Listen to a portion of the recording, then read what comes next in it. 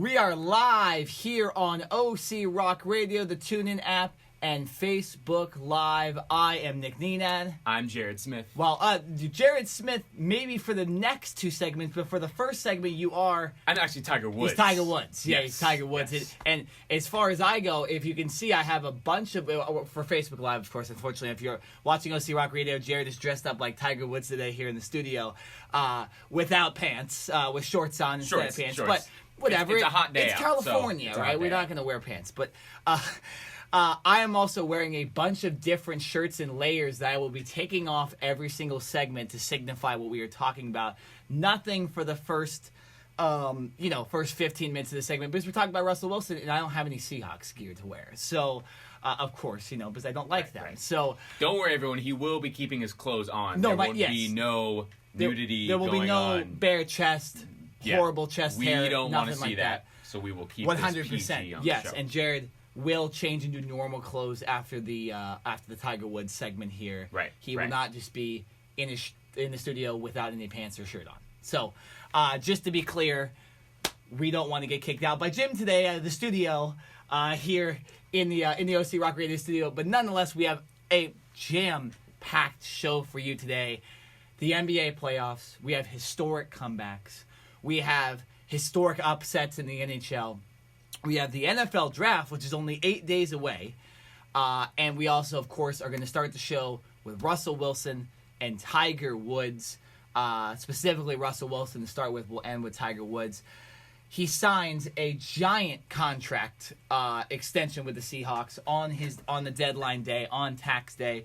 Let me just pull up my computer right here. His own deadline day, by the way. Yeah, exactly. I want to make that very, very clear. 100%. Russell Wilson, from the beginning, decided that April 15th would be his own deadline to negotiate an extension with the Seahawks. He did not want to go into the offseason program and into next season dealing with these negotiations as any type of distraction. So that April 15th tax day was the deadline. And if they wouldn't have gotten a deal done, it's not to say that Russell Wilson, wouldn't have signed eventually, but he just, during the season, he wants no distractions. He just wants to play ball. And I think Seattle finally realized on Monday, on the 15th, that he was not bluffing, right? Because the entire day, this deal did not happen until basically just about midnight.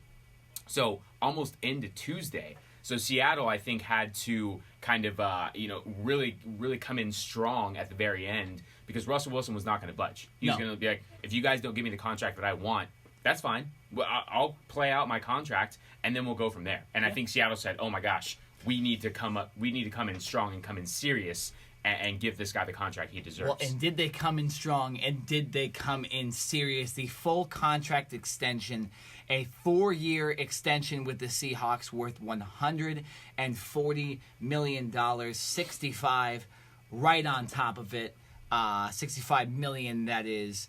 And the entire contract is 5 years, $157 million. If you haven't figured it out yet, it's the largest contract in NFL history. And at least for me, Jared, I think he deserves it, because I've thought of him pretty much since the Seahawks got to the Super Bowl back in 12, that he's been a top 5 quarterback in the league, and has been one of the most consistent quarterbacks in the league, even more consistent than, say, guys like Aaron Rodgers, who have not made the playoffs consistently, who have only won 1 Super Bowl before the Seahawks even got to this little stretch of success they had.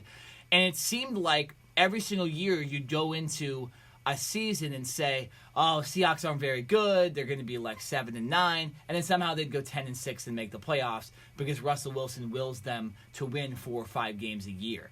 I think with Russell Wilson, the Seahawks will always be competitive.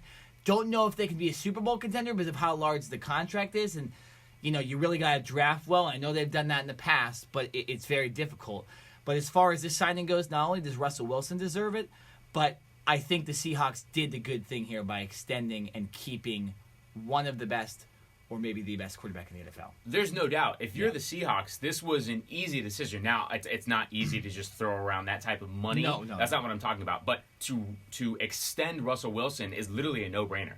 He's a Super Bowl winning champion.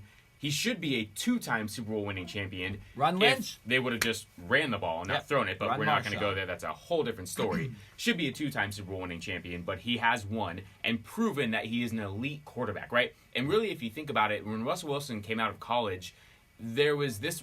It was still at a point where he was not the prototype, right? You see Kyler Murray coming out right now. You see Lamar Jackson coming out last year.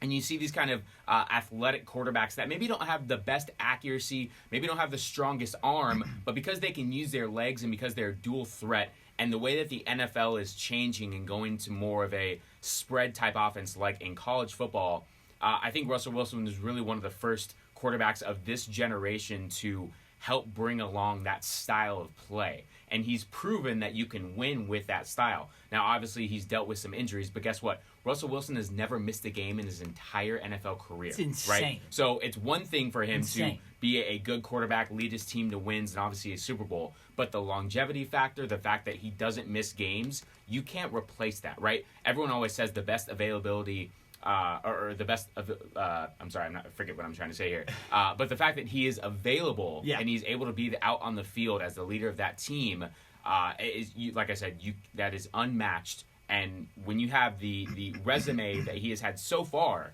there's no doubt that he deserves this contract. No, I mean, you're correct. He won a Super Bowl. You can say the defense might have won him, whatever.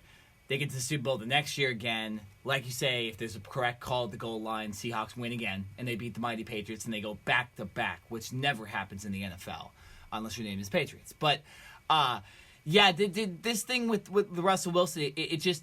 You know, I harped on it a lot during the NFL playoffs that I truly think that the quarterback is the end-all, be-all of really any team unless you stack a defense. A la the Jaguars a couple of years ago, a la the Seahawks and the Denver Broncos, and all these teams that had unbelievable defenses. Sometimes you don't need the fantastic quarterback because you just need a couple scores per game. Russell Wilson not only is that type of quarterback, he's better and makes his team win some games. You can have the best defense in the world, and Russell Wilson's one of those guys that's still going to win you the game when you're down by 14 with 4 minutes left, right? And he has nothing to do with the defense. So, you know, all this Seahawks success, the Legion of Boom, all that stuff, all connects to Russell Wilson in some way. And extending him and giving him the money he deserves instead of just playing coy like you did with Earl Thomas. I really think that this was a good idea for the Seahawks. I hate to say that because obviously I wanted him to go to Miami or somewhere like that in the AFC, or maybe even possibly go to the Cardinals. You know, if he hadn't signed today, we were going to talk about today, hey, maybe the Cardinals throw the number 1 pick out. Grab Russell Wilson, right? So that doesn't happen. Obviously, he's staying with Seattle. You look at this roster, too, and this is the next thing we're going to talk about with this. You know, they kind of have a very similar roster to what they did last year. Obviously, they lose Earl Thomas. They still have Bobby Wagner on defense. They still have a solid, secondary on offense. Doug Baldwin, Tyler Lockett. The running back core is still there. So this team is still very solid. But what are the Seahawks going to do in the future in these next 5 years to become Super Bowl contenders again? Because it's all great that you have Russell Wilson, but if you cannot surround him with legitimate talent, then it kind of sucks. So what do they have to do? Right. Well, first, I mean, we saw firsthand last year that Russell Wilson carried this team, right? 100%. Doug Baldwin was in and out of the lineup. You can argue that he is their best pure wide receiver. You have Tyler Lockett as their number 2, but he's really more of a punt and return guy. He can, he can kind of get behind a defense, but he's not a guy that you can trust to be the possession receiver or kind of a go-to guy, right? So you think about it, you look at their running back core. They have Chris Carson, Rashad Penny, who they drafted in the first round last year, and J.T. McKissick. So as well as C.J. Prosise. Kind of a combination of running backs, but not, he's not a Ezekiel Elliott, a Saquon Barkley, even a David Johnson, a guy that you can say, all right, we're going to give him the ball 20, 30 times, and we're going to let him pound the rock. Now, the Seahawks do like to run the ball, and they use those running backs effectively, but they don't have just a number 1 guy. And then you look at their defense. I think another reason why Russell Wilson decided to have this deadline in place is because of how he saw how the team was treating his former teammates. Yeah. And former teammates, I mean Cam Chancellor, I'm talking about Earl Thomas, I'm talking about Richard Sherman, and the fact that these guys were looking for their next major contract.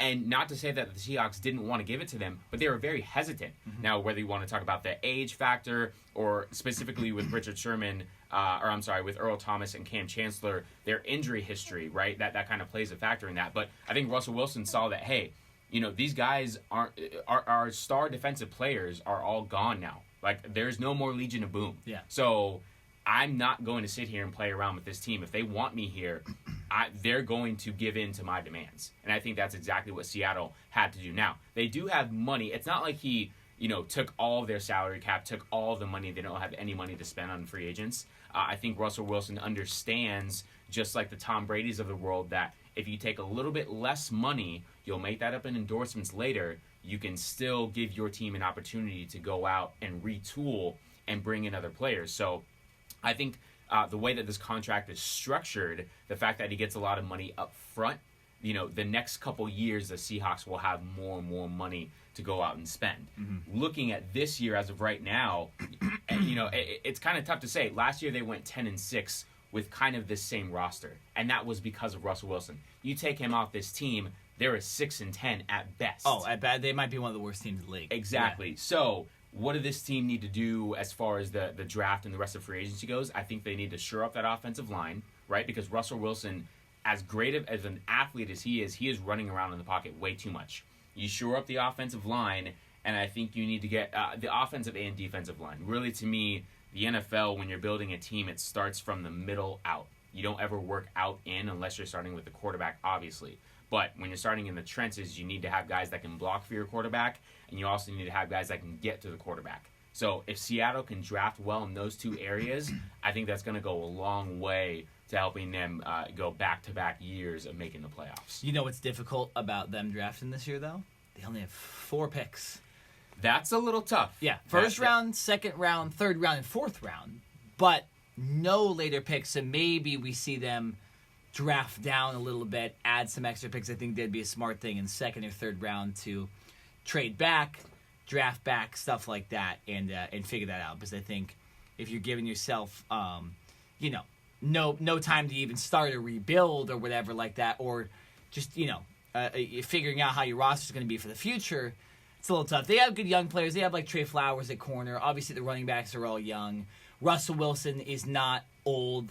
Right, they do need to figure out receiver eventually, because I think Doug Baldwin's banged up and Tyler Lockett is not a number one guy.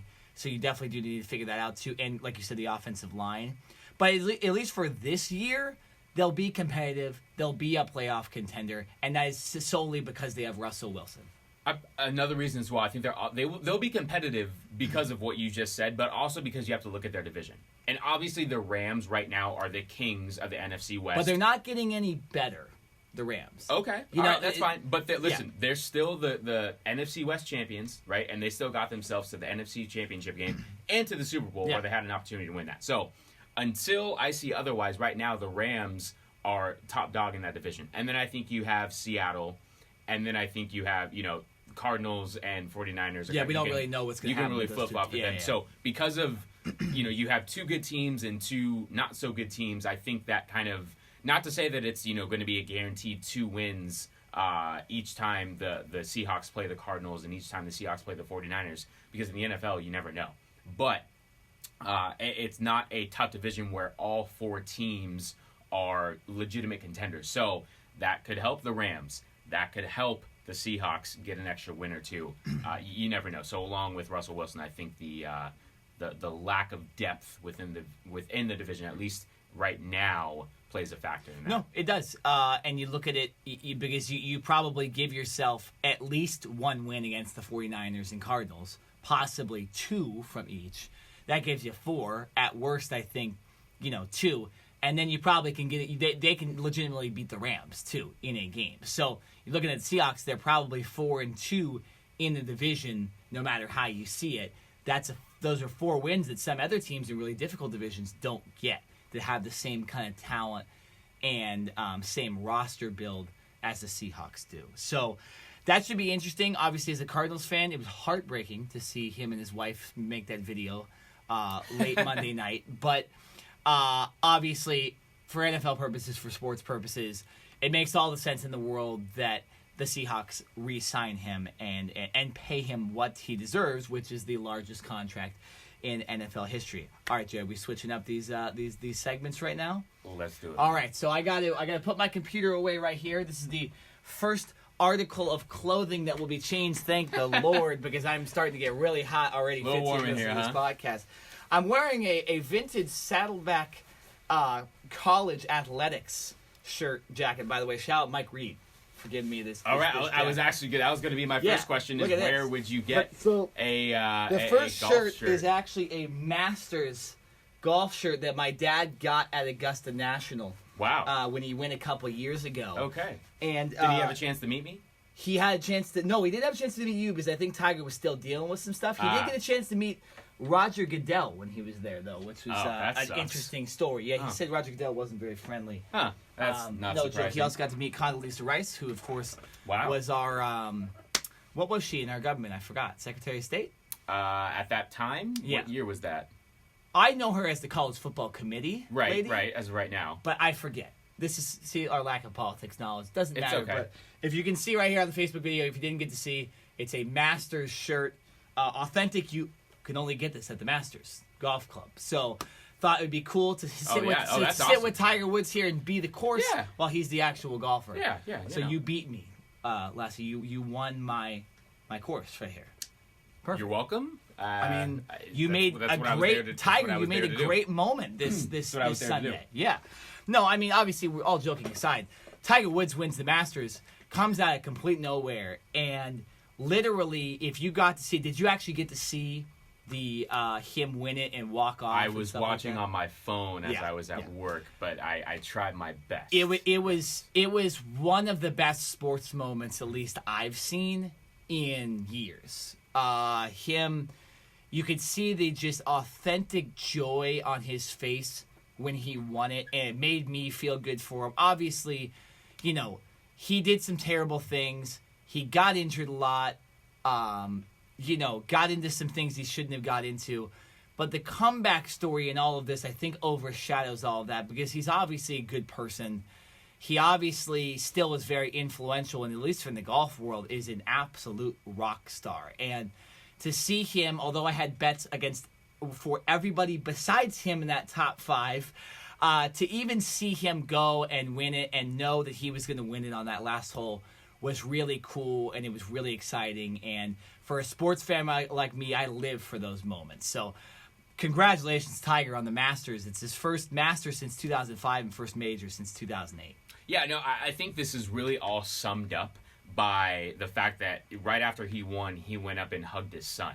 And you think about it, so you go back to his first Masters that he won when he ran up and hugged his dad, right? So it's kind of like a moment where he goes from hugging his dad full circle at a young age, and now he's got his son running and jumping up into his arms. So literally it is full circle with everything that has gone on in Tiger Woods' life from his beginning moments to right now. And I will say, I'm the first one to say that I was one of those people that had many doubts, that did not think that Tiger Woods would ever win another major in his career. Now, I thought, Tiger Woods could probably have some good tournaments and maybe even win a tournament, come out and play well. But for him to play like he did for 4 straight days and come back from behind, he was kind of like the eye of the tiger, right? When he smelled blood, he literally just came back and grabbed hold of that lead, and from there on, it was kind of like there's no way he's giving this up, right? So it was just fantastic. Honestly, I would have to say that was the greatest comeback story in sports history. Yeah, it's hard to argue with that. Period. Hard to argue. Period. Very hard to. I don't know if I have another argument off the top of my head. I can't think of a better comeback story with all the trials and tribulations that Tiger Woods has been through, and we'll get into a little bit of that in a minute.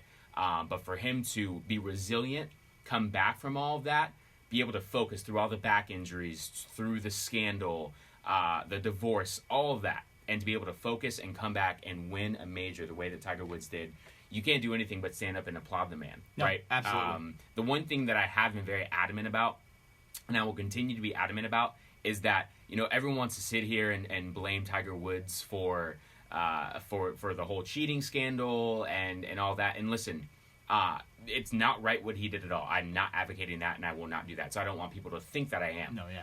But that is Tiger Woods' own personal life, and the only reason why people know about it is because he is a superstar, right? Unfortunately, in today's world, people get cheated on every single day, right? It happens all the time. So the only reason why people care is because Tiger Woods is in the spotlight and because we put him on a pedestal to where he is supposed to be a role model for other young kids and other young people in general, right? Really, all that I care about when it comes to athletes is what they do on the field or on the court or whatever sport they are playing. You can't, injuries are going to happen, right? Yep. And obviously Tiger Woods has had multiple injuries, but you have to judge someone by what they do on the field.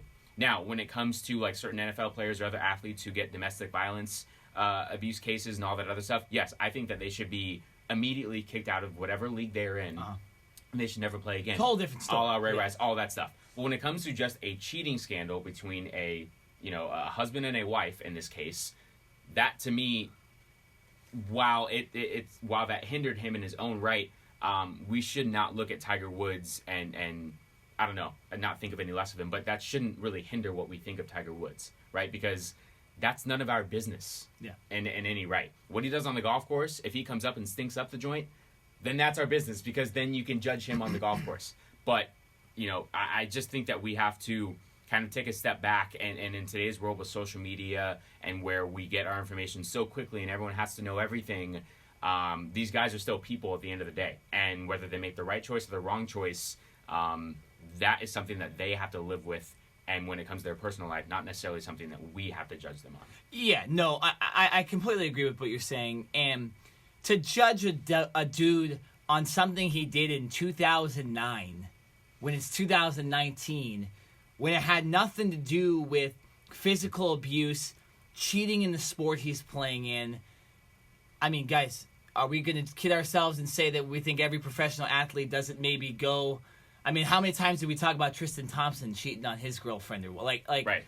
Pretty sure he's done it about 3 or 4 times. But if he goes and wins 3 championships, we're going to forget about that he cheated on his girlfriend once. Because, sorry, it happens all the time, like Jared's saying. So, yes, Tiger did that, and his wife did end up getting like $300 million from the whole thing, too. Not that, I don't want to start that. Not a bad payout. But nonetheless, here's a list of real things he had to deal with. He won the U.S. Open in 2008 with a torn ACL. Once he got done with that, neck injury, 2010. Once he got done with that, sprained MCL, sprained Achilles, 2011. 2012, another Achilles injury, stemmed from the other Achilles. 2 years later, back surgery. 2015, back surgery. 2 years later, back surgery. Then he wins the Masters. So that is what I'm going to focus on here. The biggest comeback story. The scandal was a long time ago. This is about the injuries. This man literally cannot move parts of his body the same he could a couple of years ago. Oh, he had to have help getting out of bed. 100%. And he won the Masters. Like, are you kidding me right now? I mean, the guy got pulled over like 2 or 3 years ago, right? For a DUI. For a DUI, but it was for the painkillers that he was taking to deal with these injuries. So I don't know, man. I'm not going to go on that stuff either. I'm going to focus on, the real things that happened to him, the injuries, and that comeback part of it is just amazing. And if you can't appreciate that, well, you just can't appreciate sports then. And it's speaking of other comeback stuff like that, the only one I could really think of was Michael Jordan coming back from baseball to win 3 championships, but it's not the same thing. I mean, you're still an athlete. You're still playing a professional sport.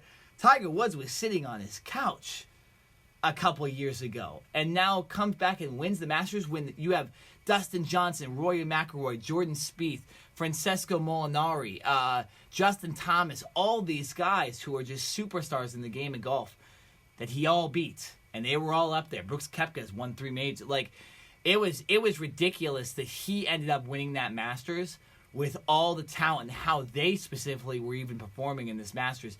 This might be the biggest comeback, and it might be the biggest win in golf history, too. So I did want to get some of your thoughts on the actual tournament, and specifically on Sunday, because I was not able to watch all of it, and I think you were able to see. I watched right? pretty much the whole thing, at what point on Sunday, because going into Sunday, Tiger Woods was obviously right there, but at what point on Sunday was it the turning point? Like, when was it like, okay, I know exactly. When is, like, Tiger Woods has an opportunity, but whether before he took the lead or after he took the lead, like, when did you say, oh my gosh, like, this is going to happen? Well, yeah, to be fair, the event started at 6 o'clock in the morning, and I had, gone out the night before, so I wasn't waking up at 6 in the morning, right, to watch. So I woke up about 8, 9 o'clock, got to see, I think I started about the 8th or 9th hole with Tiger, where it really did turn because the conditions were a lot more difficult Sunday than really the rest of the tournament, was hole number 12. Francesco Molinari was winning by 2, maybe 1 over Tiger, and Molinari hits one in the water. Okay? He then goes down by 1. Tiger's the sole leader after parring that hole. That was a major turning point. I think the final death knell was when Molinari hit it in the water again. Oh, jeez. Because then the guy you're playing with on the last group now has distanced himself away from you, and Tiger is not leading his group. Because Finau did the same thing. Finau hit one in the water, missed a couple big putts and stuff like that, and they were down by 2 or 3. So Tiger knows he's ahead of them. He's just looking, okay, Dustin Johnson is -10, whatever they ended up being, or -12.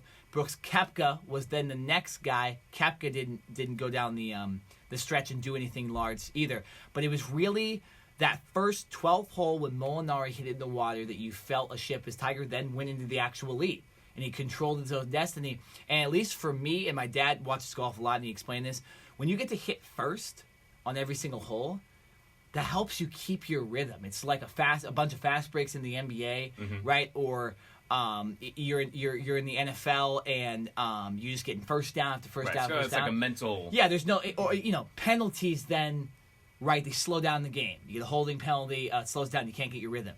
You can get your rhythm when you're tying the people in your group or beating them on holes and becoming first. Because Tiger would just bang it right down the middle, down the fairway and stuff like that on every single hole. And you could tell once you gave him the lead, and especially a lead of 1 or 2 strokes, it was over. I knew it was over. I'm like, he hasn't played bad enough to where I think he's going to choke on these next 2 holes. So I could tell from hole 17 that he was going to win the whole thing. Wow, which is super exciting. Yeah, amazing. For Molinari to have 2 water balls. For a guy that's like the machine. I mean, Right, Tom Brady on Twitter was saying, well, how's Molinari going to screw up? Right. How's Tiger going to beat Molinari? Well, Molinari hit one in the water and then accidentally hit a tree on another hole. If I'm not mistaken, a lot of people going into this tournament, even beforehand, were saying that Molinari was arguably win. the best golfer in the world I now. placed bets on Ricky Fowler and Xander Schauffele. And Xander Schauffele ended up getting second place, and Ricky Fowler did. The third one I would have done is Francisco Molinari, but I thought too many people picked him. So you want to go against the grain. Go against the grain. And, I in tail, I was right. I didn't place any bets on Tiger, obviously. I'm just not going to do that when he hasn't won a major in, what was it, 12 years? I'm not going to do that. So, Molinari definitely was a favorite. I know the guys on ESPN definitely picked him for sure. And just because he's so technically sound and doesn't make major mistakes, he ended up doing that. It was almost like the golf gods they're like, right, it's Tiger's time. Right. This will be a better moment. Molinari, you're great. You're going to win your second major. But, right. Do you think, now I know we need to wrap this segment up pretty soon, but do you think, let's say that it was Dustin Johnson or Brooks Koepka or Jason Day or someone other than Tiger Woods behind Molinari, do you feel that was added pressure for him? I feel like it was, right? If I'm 100%. If I'm not to say just an up and coming guy because people know who Molinari is, but if I see the legend Tiger Woods, just like in basketball, if you're only up by 3 and Michael Jordan's got the ball, right, or something like that, like, does that give you added pressure? And do you think that is what kind of made him slip up in a sense? Because if I just have another Dustin Fowler or someone behind me, you're saying Molinari? Maybe I'm not. Yes, Molinari. Yeah. Maybe I'm not as intimidated and scared to have to hit the perfect shot. And I think that's maybe why he hit those 2 water balls. It was, what's funny? It was a lot of people on hole 12, specifically 4 out of 5 at one point had hit in the water. Koepka did it. Like I said, Finau did it. Molinari, the only one to get it over, funny enough, were the guy I bet on, and Tiger Woods. So it was really strange, and they all made the same mistake. Short. They hit the same bank and went in. So maybe there was a little wind that they couldn't account for and stuff like that. But maybe you're right in your sense, too, that because there was Dustin Johnson, Brooks Koepka, Jason Day, Finau, John Rahm, Fowler's right down there below there. McIlroy had a good day on Sunday too, and was coming back in some ways too. Spieth ended up with solid scores as well. This was just an all-star game on this Sunday. So I think you might be right. I think Molinari might have, he said he's seen that pressure and it's like, okay, Tiger Woods is playing really good. Even this guy Finau is playing really good in my group. Koepka doesn't make mistakes. Koepka's won like every major for the last 3. Dustin Johnson's married to Wayne Gretzky's wife, or Wayne Gretzky's daughter, all this stuff. And it did come in, and one person that's never dealt with that stuff and never seen that as a problem is Tiger Woods. And then look at that. He ends up winning in possibly one of the best Masters tournaments ever just because of all the talent and how they did. Exactly. So, yeah, no, very interesting. We do have to go real quick, Jared, answer this question. Tiger Woods has 15 major championships. Jack Nicklaus has 18. Can he tie? Yes. Can he beat Jack Nicklaus? Yes, he can. Yes. Okay. After what I saw, yes. Now I'm just with you. I would not have bet on Tiger Woods. Not this one. Seeing as he had not won in over a dozen years. The fact that we saw Tiger Woods come back and compete and play the way he did, his back, he looks healthy right now. Right, he's got momentum riding into these next few tournaments, and I believe there's 3 more major tournaments. You had the PGA tournament in May. It's about a month. Then you have the U.S. Open. Pebble then you Beach. have Pebble Beach, and then you have the British Open. Right. So I think there's he could definitely win another one this year. And Tiger Woods is only 42, 43? 43. Right. Tiger Woods, mark my words, will beat Jack Nicklaus. 43 with a lot of money, too. Yeah. So he can keep his body up. I do. And interesting enough, too, I necessarily wouldn't bet him on the next tournament. I don't know if if I'm going to come out here and say that in 3 weeks he's going to go, or whatever it is, win the PGA Championship in New York. But you looking at him right now, and I compared it really quickly. I compared it to a guy that tears his ACL in the NFL, right? You tear your ACL, and you come back the next year, and you're still a great player, but you're not that dominant superstar that you were, right? Like a J.J. Watt, Jadeveon Clowney. Then that next year, then you're back to normal. Right. You're more confident. You're not thinking about that injury. Exactly. I think this is what happened with Tiger Woods because he has his final back surgery in 2017. He's recovering all of last year. He's really close. And then this year, he slowly but surely looks healthy, is playing better. I think he can win another major this year. And I think if he just stays healthy, he's going to be a contender to win every single major from here on out, essentially until he retires. So I think he does have a chance as well, unless he gets injured. And I think if he gets injured again, that might be the final death knell. But let's again, he's gotten hurt like let's 13 times. So what am I going to say about that, right? So nonetheless, we need to go to break. Coming up next, I'm going to take another article of clothing off. So this Masters shirt, unfortunately, will go off. Jared will change out of his Tiger Woods gear, and we will jump into the NBA playoffs, because we definitely have some stuff to talk about in that. Some surprise wins, some upsets, we do. Some craziness going on in the NBA. We'll be right back here on the Cover 2 podcast, on OC Rock Radio, on the TuneIn Radio app, and on Facebook Live. We've just been sitting here for the last hour and a half trying to kind of put our minds around this, and you've been fielding questions and all. Right. Where are you right now after this last 90-minute stretch? I am really hungry. You're really? I haven't had time to eat yet. So, no, seriously, it's an unreal feeling.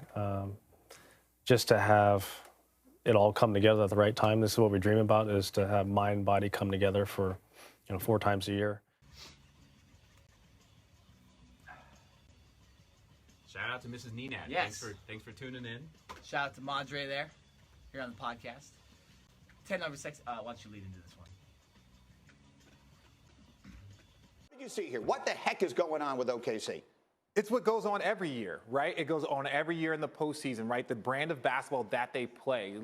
Many people have said this. They shoot way too many threes, and none of them are great three-point shooters, and they continue to do that because those are the analytics. That's what they say. Take these three-point shots, but ultimately, they're just losing the backcourt battle between CJ and Dame.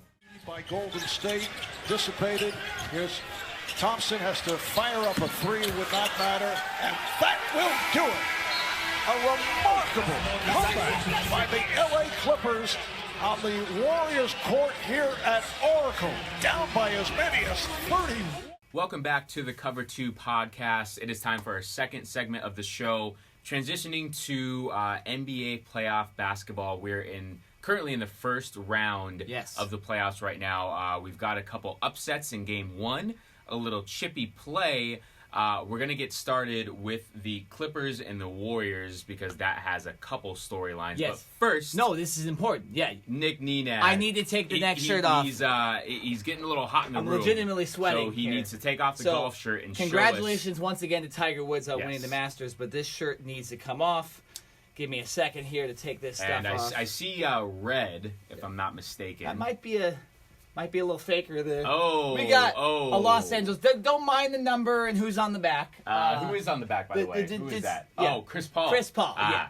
At the formerly, time, Chris Paul was a great player for the Clippers. Now he is not. Formerly of the Clippers. But yes, so I'm going to be repping the Clippers for the rest of this segment. So there you go.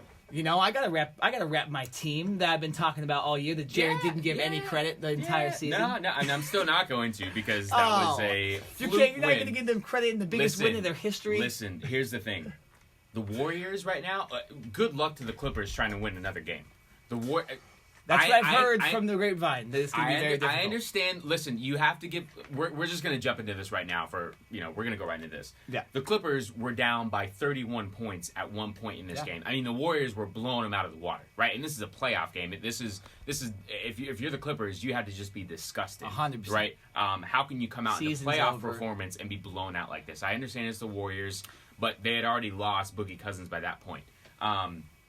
Going into these next games, even though the next two will be in LA, it's not far for either team to travel. The Clippers better watch out because if I'm the Warriors, if I'm Steve Kerr, I don't even have to go in that locker room and yell at anyone. Like obviously, you're very disappointed in the fact that you gave up a 31-point lead at home to the Clippers, who talent-wise do not match the Warriors at all. But if I'm Steve Kerr, I just walk into that locker room and I tell the leaders of that team, you deal with this. Never like happening again. You guys put this on yourselves, right? You guys had this lead, you blew it. Now it's your time to. It's Steph or Durant. I guarantee you is going to go off for like 40 or 50, and it's not. Mark my words right now. These guys, I guarantee this won't. I don't think the Clippers win another game. I know it's easy to say that. No. But it's not easy because if you think about it, the Clippers have the momentum right now. They came back from down 30, and the way that they won that game on the road. But so you don't think that momentum in any way will translate to Game 3? I think the first half will be very competitive. Okay. I'll give you that. That's fair. I think the Clippers having their first home postseason game this year at home, the crowd's going to be hyped. After this game, right? So I think they're going to come out with momentum. The Warriors are going to withstand that momentum, and eventually they're going to wear the Clippers down. I think that's what's going to happen. So, yeah, I'm not trying to discredit what the Clippers did. What they did was phenomenal and fantastic. But I think that will only fuel the Warriors even more, and I think their light switch is going to turn on, and they're going to say, all right, maybe we were going to wait until the second or the third round of the playoffs to really get going. No. We're going to start right now. We're not playing around anymore. So that's just what I feel, and I'm not a Clipper fan, so I'm not trying to, I'm not being biased or anything. Well, definitely not being biased. No. There's so much actually to talk about this game and this series in general because of what this meant. Just to give you a little statistics, they were down 31 with 7.5 minutes to go in the third quarter. So 19.5 minutes to go in a game, and you're down by 31. I'm rage quitting and throwing my controller while I'm playing PS4 or Xbox. Like, it's done. I'm quitting, right? You got to turn the game off. At least, yeah. But there might have to be some violence involved too, because you know that you disappointed yourself so much. Nonetheless, we're not going to get into that. But down 31 with 19.5 minutes to go, they scored 85 points in the second half. That's an average of 42.5 points per quarter. That's a playoff franchise record for the Clippers. And then they finished the game on a 72-37 run. Wow. To beat the Warriors. Wow. And yes, I know Durant fouled out at the end of the game. I know Steph had 4 fouls. I know DeMarcus Cousins got hurt. But that just happens. You were still up by 31. Like, I get it. If it was like a 10-point game or a 10-point comeback in the last 3 minutes, something like that, I think we'd be saying, oh, well, the stars got hurt. Steph was not playing defense because he couldn't foul anybody. Whatever. No, 19 minutes to go and you still blew this lead, that's on the Warriors. And yes, the Clippers don't quit. People should know this. They came back from 25 against the Pistons. They came back from 28 against the Celtics. And now they break the playoff record for largest comeback ever, right? So this Clipper team doesn't go away. So now what the Warriors need to do is know that and finish off games and maybe not put all their subs in the second and third quarters like they did, because I did find it kind of disrespectful that in some ways it looked like Steve Kerr was resting some of his best players earlier in that game. And I think you're right. These guys are going the full game. They're not. I don't care if they're up by 30 in the fourth quarter. No. They're not coming out. Oh, yeah. Because they're going to make a statement. You can't let that happen. They're going to make a statement. Exactly. And Steph takes a horrible shot with a couple seconds to go to trying to make a three.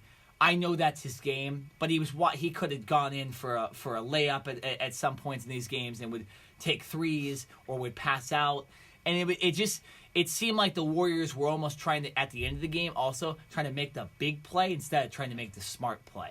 And I think this is almost foreshadowing what could happen to them against these really good teams later on. Because Houston's legit, right? I think Portland's a great team too and fights really hard. And a lot of these Eastern Conference teams, the Bucks and the 76ers and the Raptors, they're going to be able to beat Golden State if they have this mindset. And they could beat them in a series if they have this mindset too. Jumping back specifically into this series, since it is 1-1, it is going back to LA.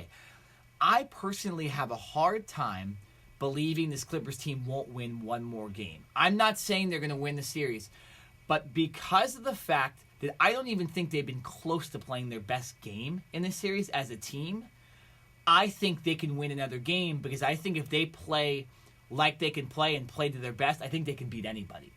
Not 3 games in a row, not win a series, but I do believe this is going to end up going 6. They'll find a way to get somehow back to LA, but they will not win the series. If they win game 3, then you can start talking about possibly them sneaking up and winning the series. But I'm not going to do that right now. I do not think the Clippers will win this series. I'm not going to be some bandwagon fan. I know I have the shirt. It's not going to happen. But I firmly believe, and I would put a bet on, that they win one more game in this series. Okay. If they do that, they basically have to have, now they can't start the way that they did going down 30. But for Lou Williams to come off the bench and score 36, for Montrezl Harrell, who I've liked since he came out of Louisville, to come out and get 25 and 10, a double-double off the bench, right? You had Gallinari, Patrick Beverley, and Gallinari Shemet. had a horrible start to the game, too. He did, but he kind of made up for it. At Patrick Beverley, listen, what more can you say about the dude? He got the and whole how pesky Oracle. he is? He got the whole Oracle. Did you see the point when Kevin Durant was at the free throw line and Patrick Beverley is sitting at the line, and like right before Kevin Durant shoots he lunges at him? He lunged at him, and he forced him to miss. I mean, Patrick Beverley, he's one of those. I'm so glad someone else saw that. Nobody else saw that. He's one of those guys. If he's on your team, you absolutely love the dude. He's a dog. Yeah. He's a different type of breed, and he will be in your face the whole game, whether he has 0 fouls or 5 fouls and he's about to be fouled out. He plays hard the whole game. If he's not on your team, you can't stand the dude. You can't. I don't care what Kevin Durant says. He's coming out and he's getting all these questions by reporters, and well, how are you handling it? Is he getting under your skin? And Kevin Durant's trying to be the cool, calm, collected guy, saying, No. I'm good. He's not my concern. BS. Patrick Beverley is in Kevin Durant's head, no doubt about it. So for this Clippers team to have any chance to get another win, like you're potentially saying, Patrick Beverley has to continue to annoy Kevin Durant and get him off of this game. And Lou Williams and Montrezl Harrell need to play really well.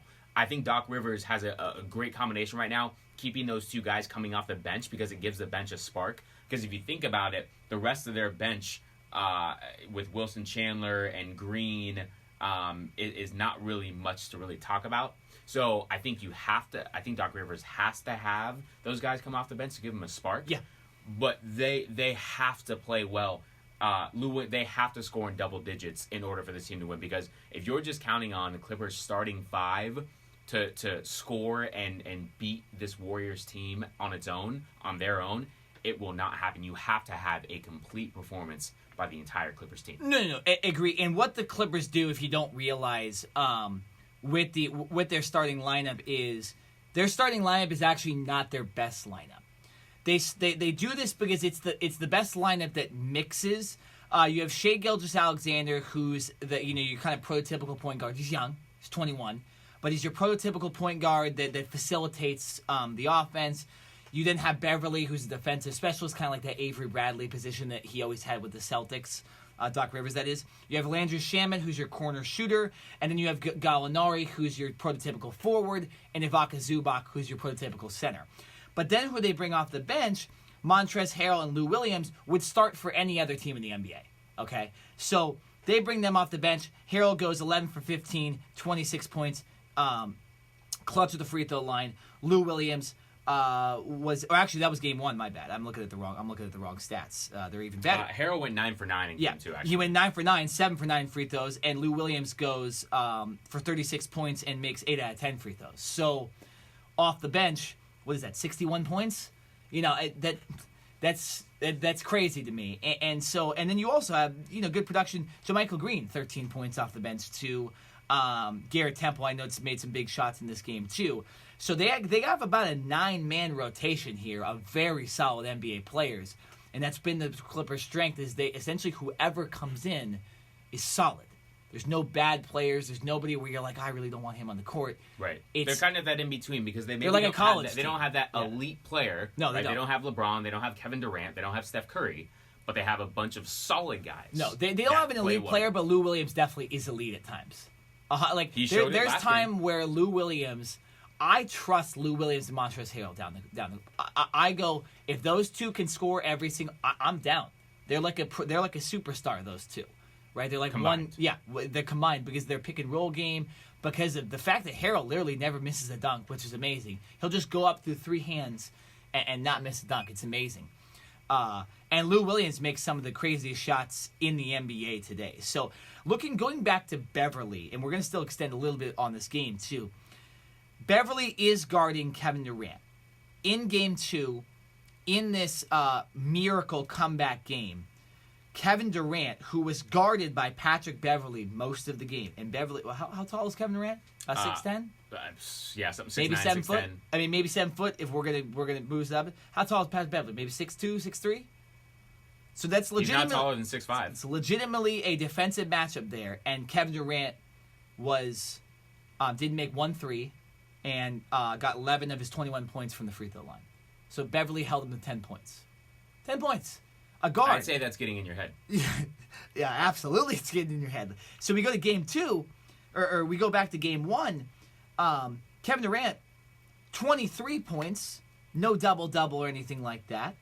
Still not the prototypical Kevin Durant. Kevin Durant hasn't eclipsed 23 points. Right? So... in that game, 6 for 6 at the free throw line too, so only really 17 points from the floor, and only 1 from 2. He's made 1 3 in this series, because literally Beverley is up in his chin. Oh, listen, it is. There was another inbounds play in Game 2 where the referee still had the ball in his hands. He hadn't even given it to the Warriors player yet. Patrick Beverley he's kind of down in a stance and he has his arms wrapped around Kevin Durant like he's a little 5-year-old kid giving him a hug. Yeah. Right? This is before the play is even, there's like 5 seconds before the play is even inbounded, before the ball is inbounded. So Patrick Beverley is literally doing all of this. Now, he's a great defender. There's no doubt about that. We know that. But he's doing these little psychological things to get into Kevin Durant's head. Because that's what you have to do to a superstar. Yeah. Because if you think about it, just height-wise, Kevin Durant can shoot over Patrick Beverley whenever he wants to. Yeah. He can probably get by Patrick Beverley whenever he wants to with his length and his size, right? So what does Patrick Beverley have to do? You have to annoy him. You have to bug him. When you're running down the court and you're side to side, you got to swipe his hand even though he might not have the ball. You have to do anything you can to get Kevin Durant's mind off of basketball and on to his defender. Because the moment you do that, you take a player's focus off of the game, then I don't care how talented you are, that person will not be as effective. And so far, with those numbers that you just mentioned, Patrick Beverley deserves to be the MVP of this series. So far, yes. And you look at Kevin Durant and you could say, oh, well, he didn't play the end of the fourth quarter. He didn't play. You know why? Because Beverley gets him thrown out of games. Literally.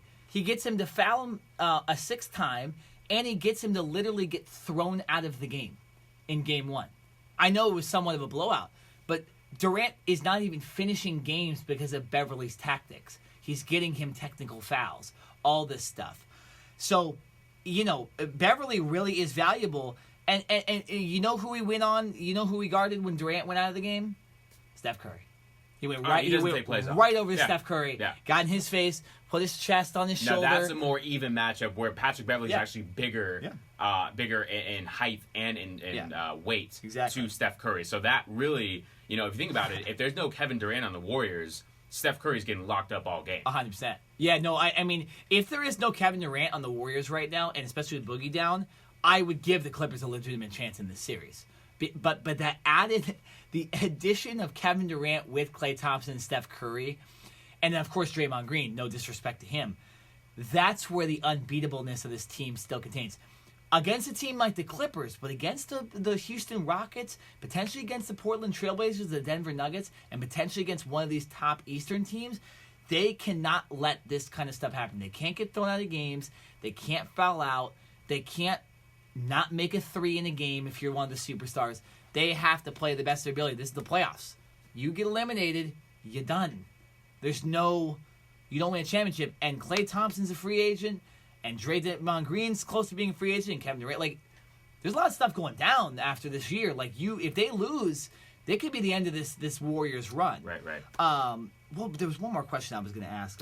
I mean, we do need to move on from this particular series, but I do want to ask you, the DeMarcus Cousins injury. Yeah, that's what I want to talk about. Yeah. How does that affect not only this series, but let's just, hypothetically say that the Warriors do win this series and move on to the next round.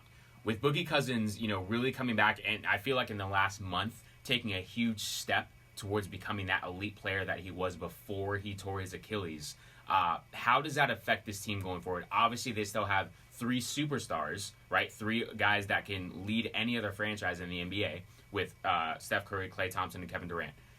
Does this hinder this Warriors team? Does it affect their chances of making the finals at all? Or do you think that because they've been able to play together without Boogie Cousins before, that it won't be that big of a deal?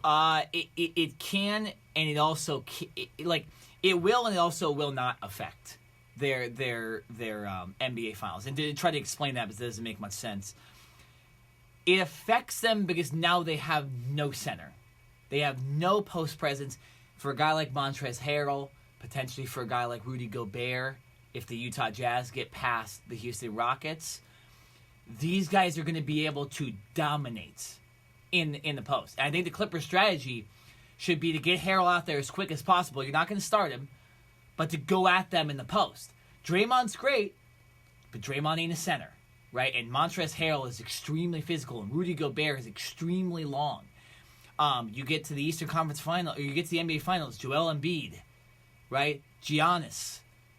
You know what I'm saying? I can keep going on. Marc Gasol. These guys are going to be able to take advantage of that matchup because of the addition of Cousins and because of the addition of the 4 other superstars. They can't afford other legitimate centers. So you have Andrew Bogut, who's a shell of the old Andrew Bogut. Right. Jordan Bell is hurt. Kevon Looney's not really a center. Kevon Looney scored 19 points. Kevon Looney was very a lot of that came in the blowout stage of it, though, when he was getting a lot of minutes during a normal game. But you know what? I think that boosts his confidence a No, it little bit does. to say, okay. Shout out UCLA guy. Shout out to him. No, he can. Yeah. Andrew Bogut will probably be the starter in place Of course. Cousins, unless the Warriors want to go small to start the game and just have Draymond Green play the 5. Who would you put in the lineup with him? So Iguodala? I would squeeze Iguodala in because he's obviously more of a defender. And I would, the moment that Lou Williams goes in the game, I'm putting Andre Iguodala in. And just like Patrick Beverley does with Kevin Durant, I'm saying Andre Iguodala, you're guarding, you're going to go out and guard Lou Williams the entire game. Like, get your cardio up, basically. So whether you have to start Andre Iguodala or the moment that Doc Rivers points his finger at Lou Williams to tell him to come off the bench, if I'm Steve Kerr, I'm saying, Iguodala, go in. Or, I don't even have to say anything. Just whenever you see Lou Williams going in the game, Iguodala, get up and go in if you're not already in the game. So that would be my counter. So I would have Draymond at the 5. I'd have Kevin Durant at the 4, Iguodala at the 3 spot, Klay Thompson, and then Steph Curry. So I would actually do that because you're right. They're giving up size and length. And definitely when Montrezl Harrell comes in, that will be the one time in the game where I would say, all right, the center in. That's when you have to bring in Bogut strategy. Makes sense. or Kevin Looney. But yeah, I would actually play smaller, play faster, and for the Warriors, they live and die by the 3. So I think that's what they're going to have to do. Yeah, no, it'd be very interesting to see how the rest of the series goes because I think a lot of fans just assumed, especially with the big lead and the blowout in Game 1, that this was just, okay, the Clippers had a good year. It's Doc Rivers. It's whatever. We can make fun of the Lakers all we want, but the Clippers are going to get swept. It didn't happen. And what we will get into, not today, but more than likely when the Clippers, season potentially is over, if they do lose in 5 games, we will talk about them next on the podcast and discuss what this win meant and the overall series meant for potential free agents, because there's been a lot of discussion that right now the Clippers, after this win, they might be one of the prime destinations because people can see that they can legitimately beat a team like this with nobody, right? With Lou Williams, who's been a career 6th man, Montrezl Harrell, who's come out of nowhere, and a cast of rookies. And not to mention, the biggest shot of the game, a rookie drove into the paint and passed out to a rookie for 3. It wasn't Lou Williams to Montrezl Harrell. It wasn't Montrezl Harrell, Lou Williams. It was a rookie to a rookie. Right. A couple 20-year-olds. They're younger than us. So, what I'm saying? It was very interesting to watch, but we do need to move on. And that is where I'm going to change shirts once again. Again? And this is the surprise Within the segment? This is within the segment. If the Clippers, or when the Clippers get eliminated, there's another team I'm going to be cheering for in this playoffs, and that's the Portland Trailblazers. What? And that, because... You're jumping on the Portland Trailblazers bandwagon? Not only do I just like the Portland Trailblazers, but I think they have the best chance in the West, besides the Houston Rockets, to beat the Warriors. You know what, man? I can't even look at you in the face. I still like the Clippers. I can't even But look at you realistically, in the this is probably the last time I'm wearing this on the show. Because they might get beaten 5. So now I got the Portland Trailblazers shirt on. Here we go.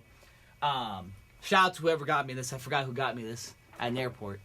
But Portland Trailblazers playing the Oklahoma City Thunder. And up 2-0. He's still surprised. The reason I'm wearing this shirt, let me just explain. The reason I like Portland is because I can appreciate that their star doesn't just want to go to another super team. He's committed to building around this franchise in a time where the Clippers are the 8th seed playing the Golden State Warriors and the Los Angeles Lakers didn't make the playoffs, and we don't know what's going to go on with them. I got to cheer for somebody in this playoffs that I think can legitimately get deep, and that's the Portland Trailblazers. Because I'm not cheering for the Rockets because Chris Paul left, and I'm not cheering for the Golden State Warriors. So the next team, in fact, is Portland Trailblazers. Listen, I totally respect where you're coming from that aspect, and that's the reason why I think Damien Lillard is undervalued in this league. Of course. And it's because he plays in Portland. That's a smaller, a smaller organization, smaller franchise. They don't necessarily get the Lakers treatment. No, one or of the smallest Warriors markets in treatment. sports, period. Yeah. Exactly. So the fact that he does want to be one of those guys that stays with a team for his entire career, a la Kobe Bryant, a la Dirk Nowitzki, I applaud him for that. And the fact that he's a hell of a player, right? He's been snubbed from the All-Star game in a few years, but he really should have been an All-Star his entire career, every single year. The dude's an All-Pro in every type of way. Put up 29 points last night. He's a dog, man. I mean, he goes up against Russell Westbrook, shoves the guy to the ground. I mean, he doesn't take any crap in the fact that a lot of times he's the smallest guy on the court, right? And I think that's been his entire career. So he's not used to going up against guys that are a lot bigger than him. He's a lethal three-point shooter. He's almost got not a James Harden step back, but I mean, the way that he kind of shakes you, and then he has such a quick release for his small size. Listen, if I'm a team, not to say that he would be my first choice, Damian Lillard is a dude that I want on my team 365 days out of the year, and twice on Sundays. Yeah. He's a baller, he's a killer, right? He's one of those guys that doesn't take anything from any other opponent. And he showed that last night, not backing down from Westbrook, not backing down from any other Paul George or Steven Adams, right? He got into it with Steven Adams for a little bit, and Steven Adams looks like a behemoth compared to Damian Lillard. So from that standpoint, yes, I totally get what you're saying. I'm still just having a hard time why you would be rooting. I mean, you're a resident Clippers fan. No. And let me explain what this is.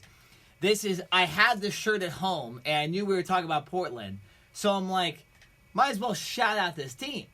When I take this off, I'm not wearing it for the rest of the playoffs until the Clippers get eliminated, and then I will jump on the Portland Trail. We got to cheer for somebody, right? And I don't really care about a lot of the Eastern teams. A lot of them annoy me. So I'm not going to cheer for the Spurs or the Nuggets. Who cares about those teams, right? I'm going to cheer for the Portland Trailblazers, right? My brother's going to be in Oregon this weekend, right? It works out, right? So, it's very interesting. But let's get to the actual games. Enough about my shirt. Hey, at least the shirt's making some commentary on the show, A little right? bit. You guys will appreciate my non-bandwagonness with the next outfit, by the way, anyways. Little tease. Yes. So we look at game one. Lillard goes off for 30. McCollum goes off for 24. And Enes Kanter goes off for 20. One of the reasons they win. Yeah, Westbrook and Paul go for 24 and 26. Not enough. Portland wins game one. Didn't see too much with that game. Didn't even watch the game. But it just seems like that sounds like a Portland win. Right? Was there anything else to extend? It was their first playoff win in 3 years. So it's a big damn deal. Yeah. Wow.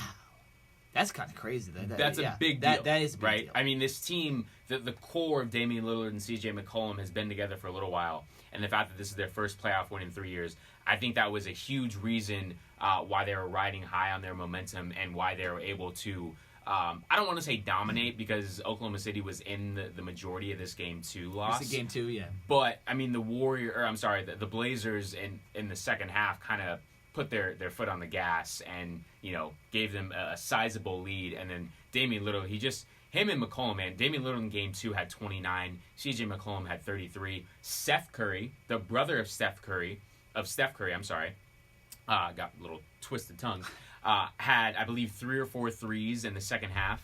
He is actually leading. He is third in the NBA in 3-point percentage. Is he above his brother? Steph. I love he's it. Above. You can thank the Clippers for that one. Yeah, he's above Steph. So the fact that this team shoots the 3 lights out, they've got 3 players that can do that, no doubt. They have great defenders, and I believe it's Aminu. You have Harkless. So these guys, Evan Turner. Right. The only thing that I would say the Portland Trailblazers really lack is, from an offensive standpoint, a big guy that they can throw the ball into the post and kind of know that he's going to get them points. Well, right? look at that. Enes Kanter, 20 points. Right. But, I mean, how many times is Enes Kanter going to get 20 points? Not that I don't think you can, for, series to series, game by game, trust that Enes Kanter is going to get 20 points. Now, I think he has a little extra momentum in the fact that he's going up against his former team in Oklahoma City. He did play with Russell Westbrook before, and he knows that team. So I think he's got a little added, chip on his shoulder to want to play well. But really, this Portland Trailblazers team shoots a lot of jump shots, a lot of threes. When they're hitting them, they look unstoppable. We'll see if that can continue now. Up 2-0 going back to Oklahoma City, I think they're riding high. Yeah, no. I mean, it'd be extremely disappointing if Portland, and surprising if Portland lost 2 games in Oklahoma City. I think they should absolutely come out of that 3-1. Give yourself a chance to win at home. Close out at home. End the series. Get ready for Denver and San Antonio, which seems like that might be a little longer series. You want that extra time and potentially a long playoff run when you don't have to play the Warriors or the Rockets in the next round. Get ready. That's where you rest your players. You don't do it like the Warriors and rest your players in the game. I know, you win championships almost every year, but still, that wasn't a good strategy. Portland won't do that. Either Enes Kanter, only 6 points in the second game of this series.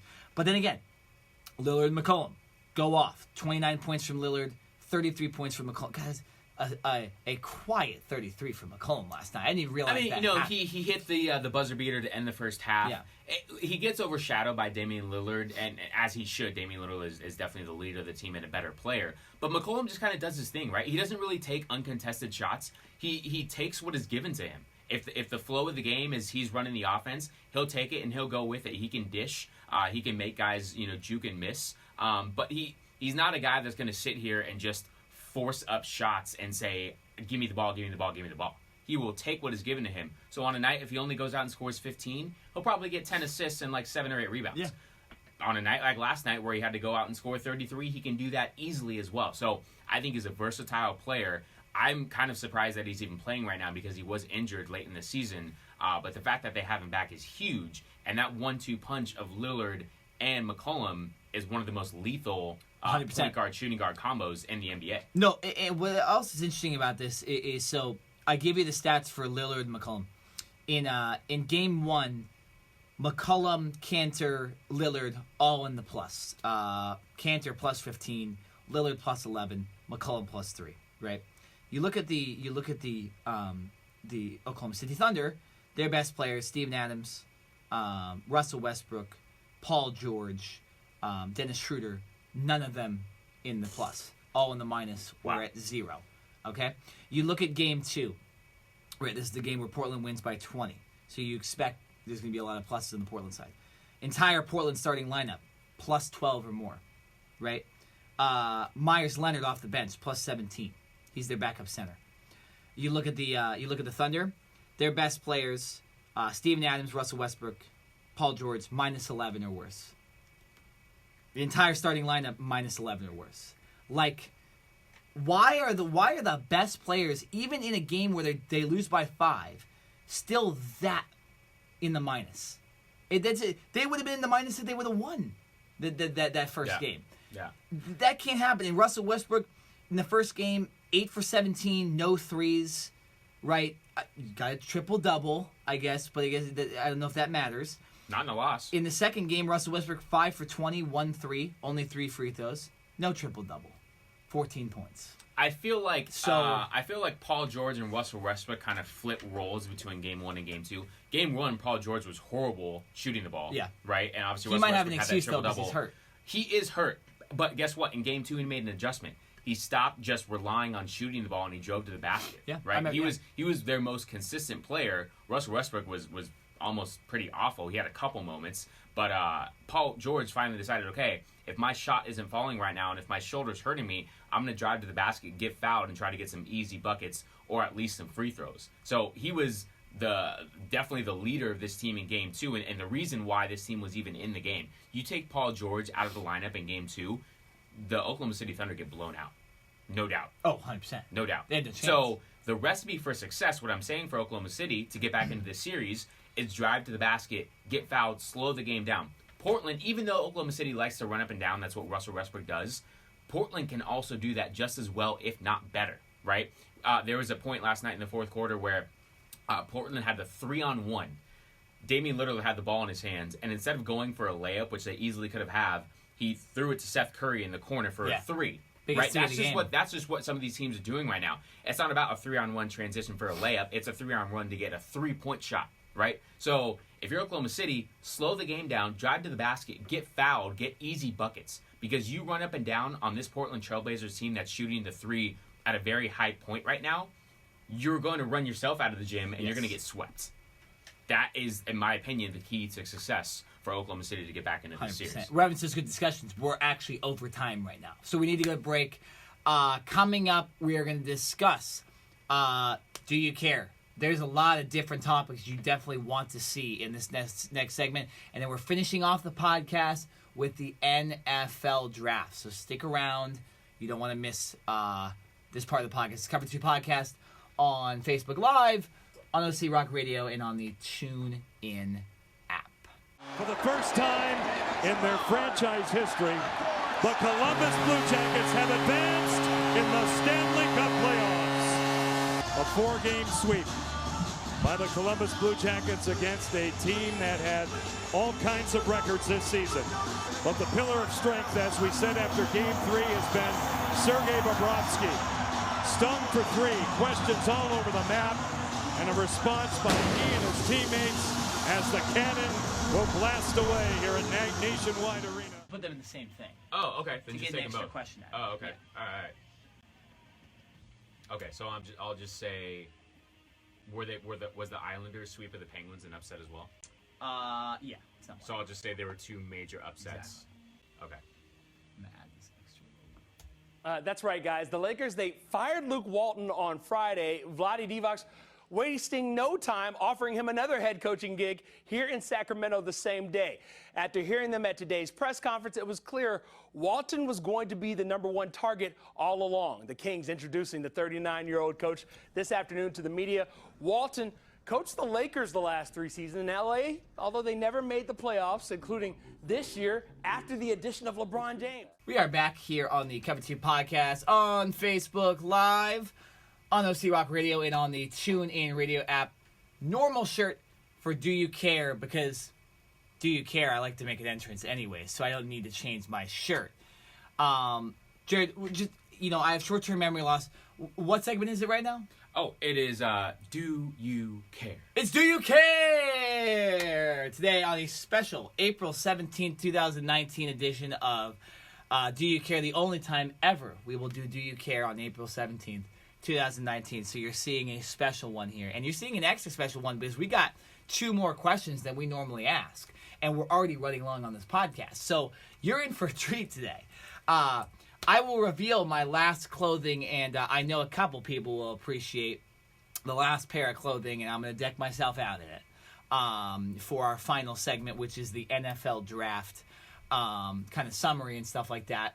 But it's time for Do You Care, so I should just shut up about the NFL draft. Jared, do you care that the Sacramento Kings have named Luke Walton their new head coach after firing Dave Jorger since our last podcast? I do care, and it's not maybe because of the reasons that many people think. I'm a big Luke Walton fan, not just because I'm a Laker fan. I think Luke Walton got dealt bad cards. And listen, LeBron James came to his team. That's a huge plus, right? Yep. You have a lot of plethora of young talent, and you have cap room to bring in, veteran players, or another superstar to pair with LeBron James. That's not what I'm talking about. I'm talking about the fact that Magic Johnson and Rob Pelinka were not able to work together. Some of the smaller trades that they made, like giving up Zubac for potentially nobody, Muscala, when that did not work out. Certain things that happened to where Luke Walton was not in control. And I'm not saying that he deserved to have all the power to make roster decisions, but I just feel that he wasn't given the right opportunity and enough opportunity with LeBron James to make things work.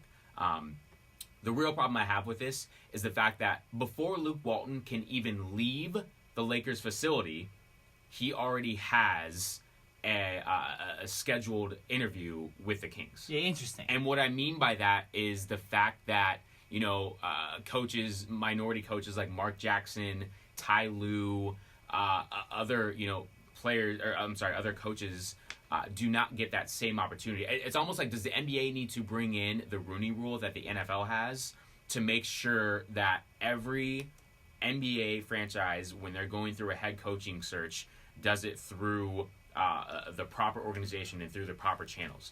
And even if the Kings were zeroed in on Luke Walton, it's just the fact of, interviewing other guys, because you never know. You may bring in a guy to interview and you may say, oh, he's an assistant. He's never been a head coach. We're doing this because we have to. And it might turn out that you actually really like him. And maybe even though you don't hire him, you talk to another team that, if you're maybe you have a friend on another team that's looking for a head coach, and you say, hey, we interviewed this guy and he's gonna be the next Popovich. Yeah. You need to hire him, right? So what I'm saying is it's just the opportunities that I feel like minorities are lacking, and not only in the sport of basketball, but in all other sports when it comes to coaching opportunities. And the fact that, like I said, Luke Walton basically had another job before he even left the LA facilities just kind of rubs me a little bit the wrong way. I like him as a head coach. I think it's a great hire for the Kings because I think Luke Walton's going to do very well there with the young pieces that they have and the draft picks and all that stuff. I would have just liked to see the Kings gone out and interviewed some other coaches as well, and then kind of made their decision. So I think it was just a little quick for my taste. Nick, do you care that Demaryius Thomas, the former Houston Texans tight end, has signed with the New England Patriots? No, because the Patriots do sign one of these guys every single year. They just lost Chris Hogan. It makes total sense. Not every single receiver works out in New England. As long as they have Tom Brady, I'm going to give him the credit for any Super Bowls they have, along with Bill Belichick. But Demaryius Thomas will fit in.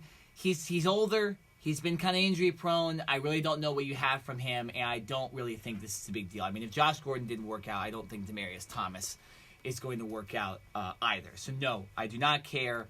And not good luck to the Patriots, because I hope they lose every game next year.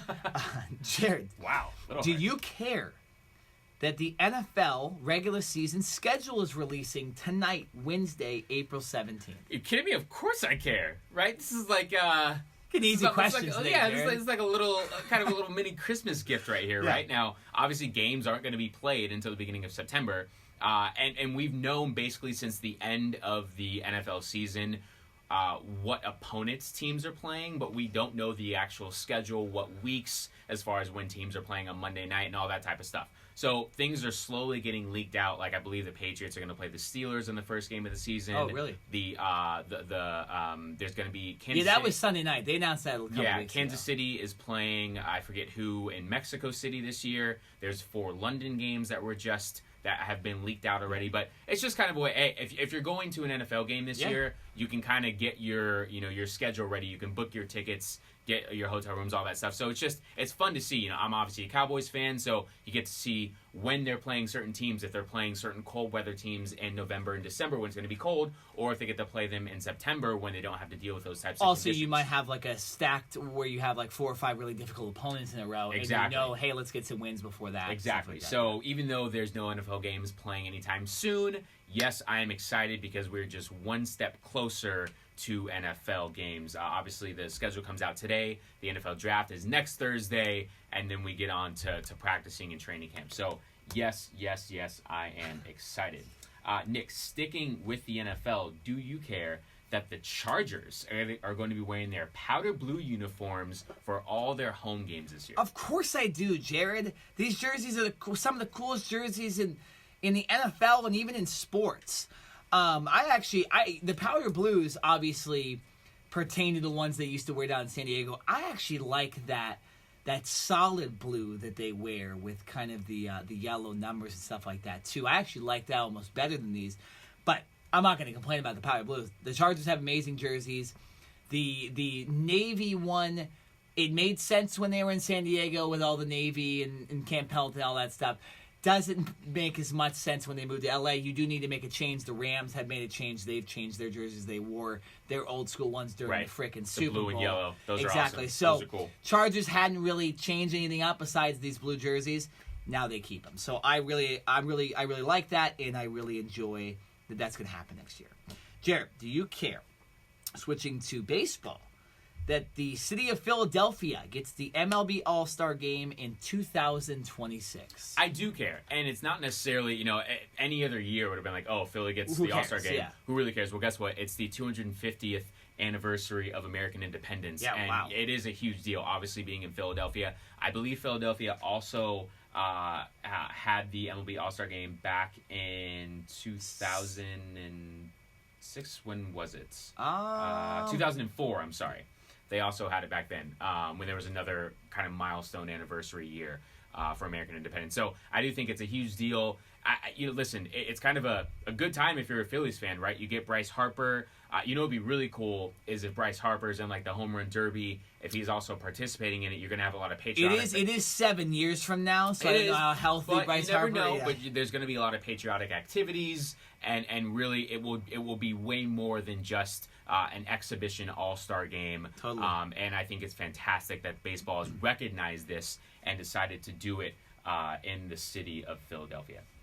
Nick, do you care that where are we at here? Oh, there we go.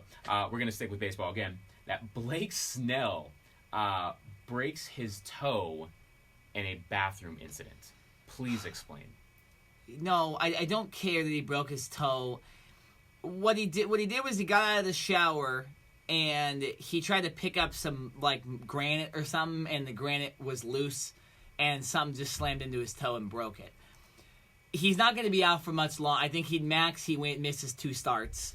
Not a big deal, but for a Rays team that's in clear first place with the Red Sox and Yankees faltering right now, and the Baltimore Orioles and Toronto Blue Jays just not very good teams, the Rays need everybody they can to try to make a playoff run, and to miss your best starter, your clear best player, does hurt them. Do I think it's going to make a huge difference? No, but it definitely does make a difference when you don't have that superstar Cy Young winner to rely on. So, yeah, unfortunate incident. Fix your damn marble, man, or whatever. Your granite. Like, come on. Yeah, I know he probably is not that rich. I know he signed like a $50 million contract, so you definitely can afford to have someone else pick up that. $50 million? Give me $50 million. Yeah. Please. Not that rich. No, but I'm saying he can hire somebody to do this without problems. $50 million, whatever. Maybe he's a handy type of guy. He wants to do it on his own. Oh, he shouldn't. Speaking of handy injuries, do you care that Shohei Ohtani of our Los Angeles Angels of Anaheim, if that's still the name, is cleared to hit live pitching next week? Nah. Oh, nah, wow. not You don't necessarily. care? Nah. Wow. I'm going to go 3 for 4. He cares more about the regular season for the NFL schedule than his own Yeah, team. I do. Well, see, here's the thing. The Angels right now are hovering around 500. I believe they're one game below 500. Shohei Ohtani, we know, is not going to pitch this year. I think I can say that he overachieved last year with his hitting, and Definitely. we didn't necessarily expect him to be kind of a home run threat like he was.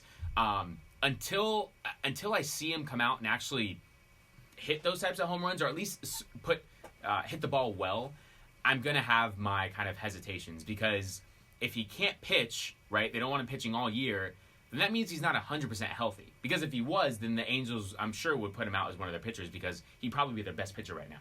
So the fact that he's 100%. not 100% healthy, and they're still gonna let him go out and hit, it's almost like, okay, well, he goes out and he has a bad at bat, or he swings wrong and he like re-injures it or something like that. I'm not really sold on this plan that the Angels have with him. I understand that you want to get the best players on the field if possible. And I'm not saying that he can't come out and kind of regain that form that he had last year. But until I see it, I'm not necessarily going to believe it. And all they did was clear him to actually hit live pitching next week. We don't necessarily know when he's going to come back to actually playing on the field. That could still be another month away, right? Hopefully he doesn't have any setbacks, but they haven't given him a date when he's going to return to actually playing. This is just practicing and getting himself ready. So I'm not excited because we don't know necessarily when he's going to be playing in a game. Yeah. If we knew that, then I would probably be a little more amped. Last question for you, Nick, and I think I know where you're going with this one. Do you care that there were 2 major upsets in the first round of the NHL playoffs? Not only upsets, Jared, sweeps. One of them, Islanders sweeping the Penguins. They were not favored, and then they sweep, 3-time champion Pittsburgh Penguins the last couple of years. Sidney Crosby, all the guys. I could probably talk about that on a normal podcast, but I'm going to talk about what might be the biggest upset in NHL history in the playoffs. History? In NHL history, because it's a sweep. The Columbus Blue Jackets winning their first ever playoff series. Wow. Against the absolutely dominant Tampa Bay Lightning. Just to give you how dominant Tampa Bay was this season. They ended up with 128 points, which equates to a 62 and 20 record during the regular season, including 4 overtime losses. The next best team in the NHL, 107 points, 50 wins. Okay, they had 12 more wins than everybody else in the NBA. Okay, this is the Golden State Warriors, guys, of the NHL. Columbus Blue Jackets, 98 points, 47 wins, 35 losses. So that's a 15 loss difference between the two teams. Wow. 15 win difference. And Columbus sweeps them. Not only sweeps them, but beats them 7-3 in the last game just to compound the whole thing. Guys, this would be like the Warriors losing to the Clippers in this series. I'm telling you, that is exactly what this is. I have another comparison. Yeah. Is this worse than last year when the number 1 overall seed, Virginia, lost to UMBC, a number 1 seed to a number 16? A number 1 seed had never lost to a number 16 seed in college basketball history. Is it that bad? Is it worse? I'm going to say it's worse because it's professional sports, and college sports things can happen. We see a lot of... Appalachian State beat Michigan that one year. All right.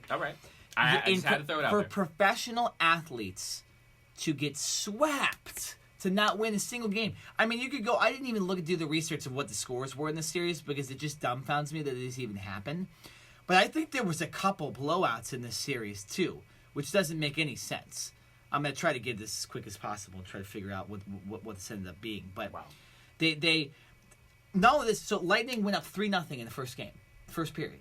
Blue Jackets win 4-3. Wow. Right. You look next game. Blue Jackets 5-1. Okay. The next game, Blue Jackets 3-1. Okay. So since they scored 3 goals in this first game, they score 2 points. Wow. Then we moved to yesterday, 7-3, Blue Jackets win. Wow. What the hell happened, Jared? What happened to the light? But I had them winning. I told you the only reason I was going to watch the AHL playoffs is to see Tampa Bay win. And they lose and don't win a single game and score 5 goals after the first game. Amazing. Credit to the Columbus Blue Jackets. First ever series win is potentially the biggest upset in NHL history. Crazy to me. Insane. We need to move on now. So that's the end of Do You Care? We're coming back with our NFL draft kind of predictions. We're not doing a whole mock draft. We're giving you who we think the top 5 are, where the quarterbacks will end up, and where we think our Cowboys and Cardinals guys, our teams, will draft and what they'll do. So come back real quick, about 3.5-minute break here. Come back as soon as possible to Discover 2 podcast on OC Rock Radio, on the TuneIn Radio app, and on Facebook Live. With the first pick, the Arizona Cardinals select.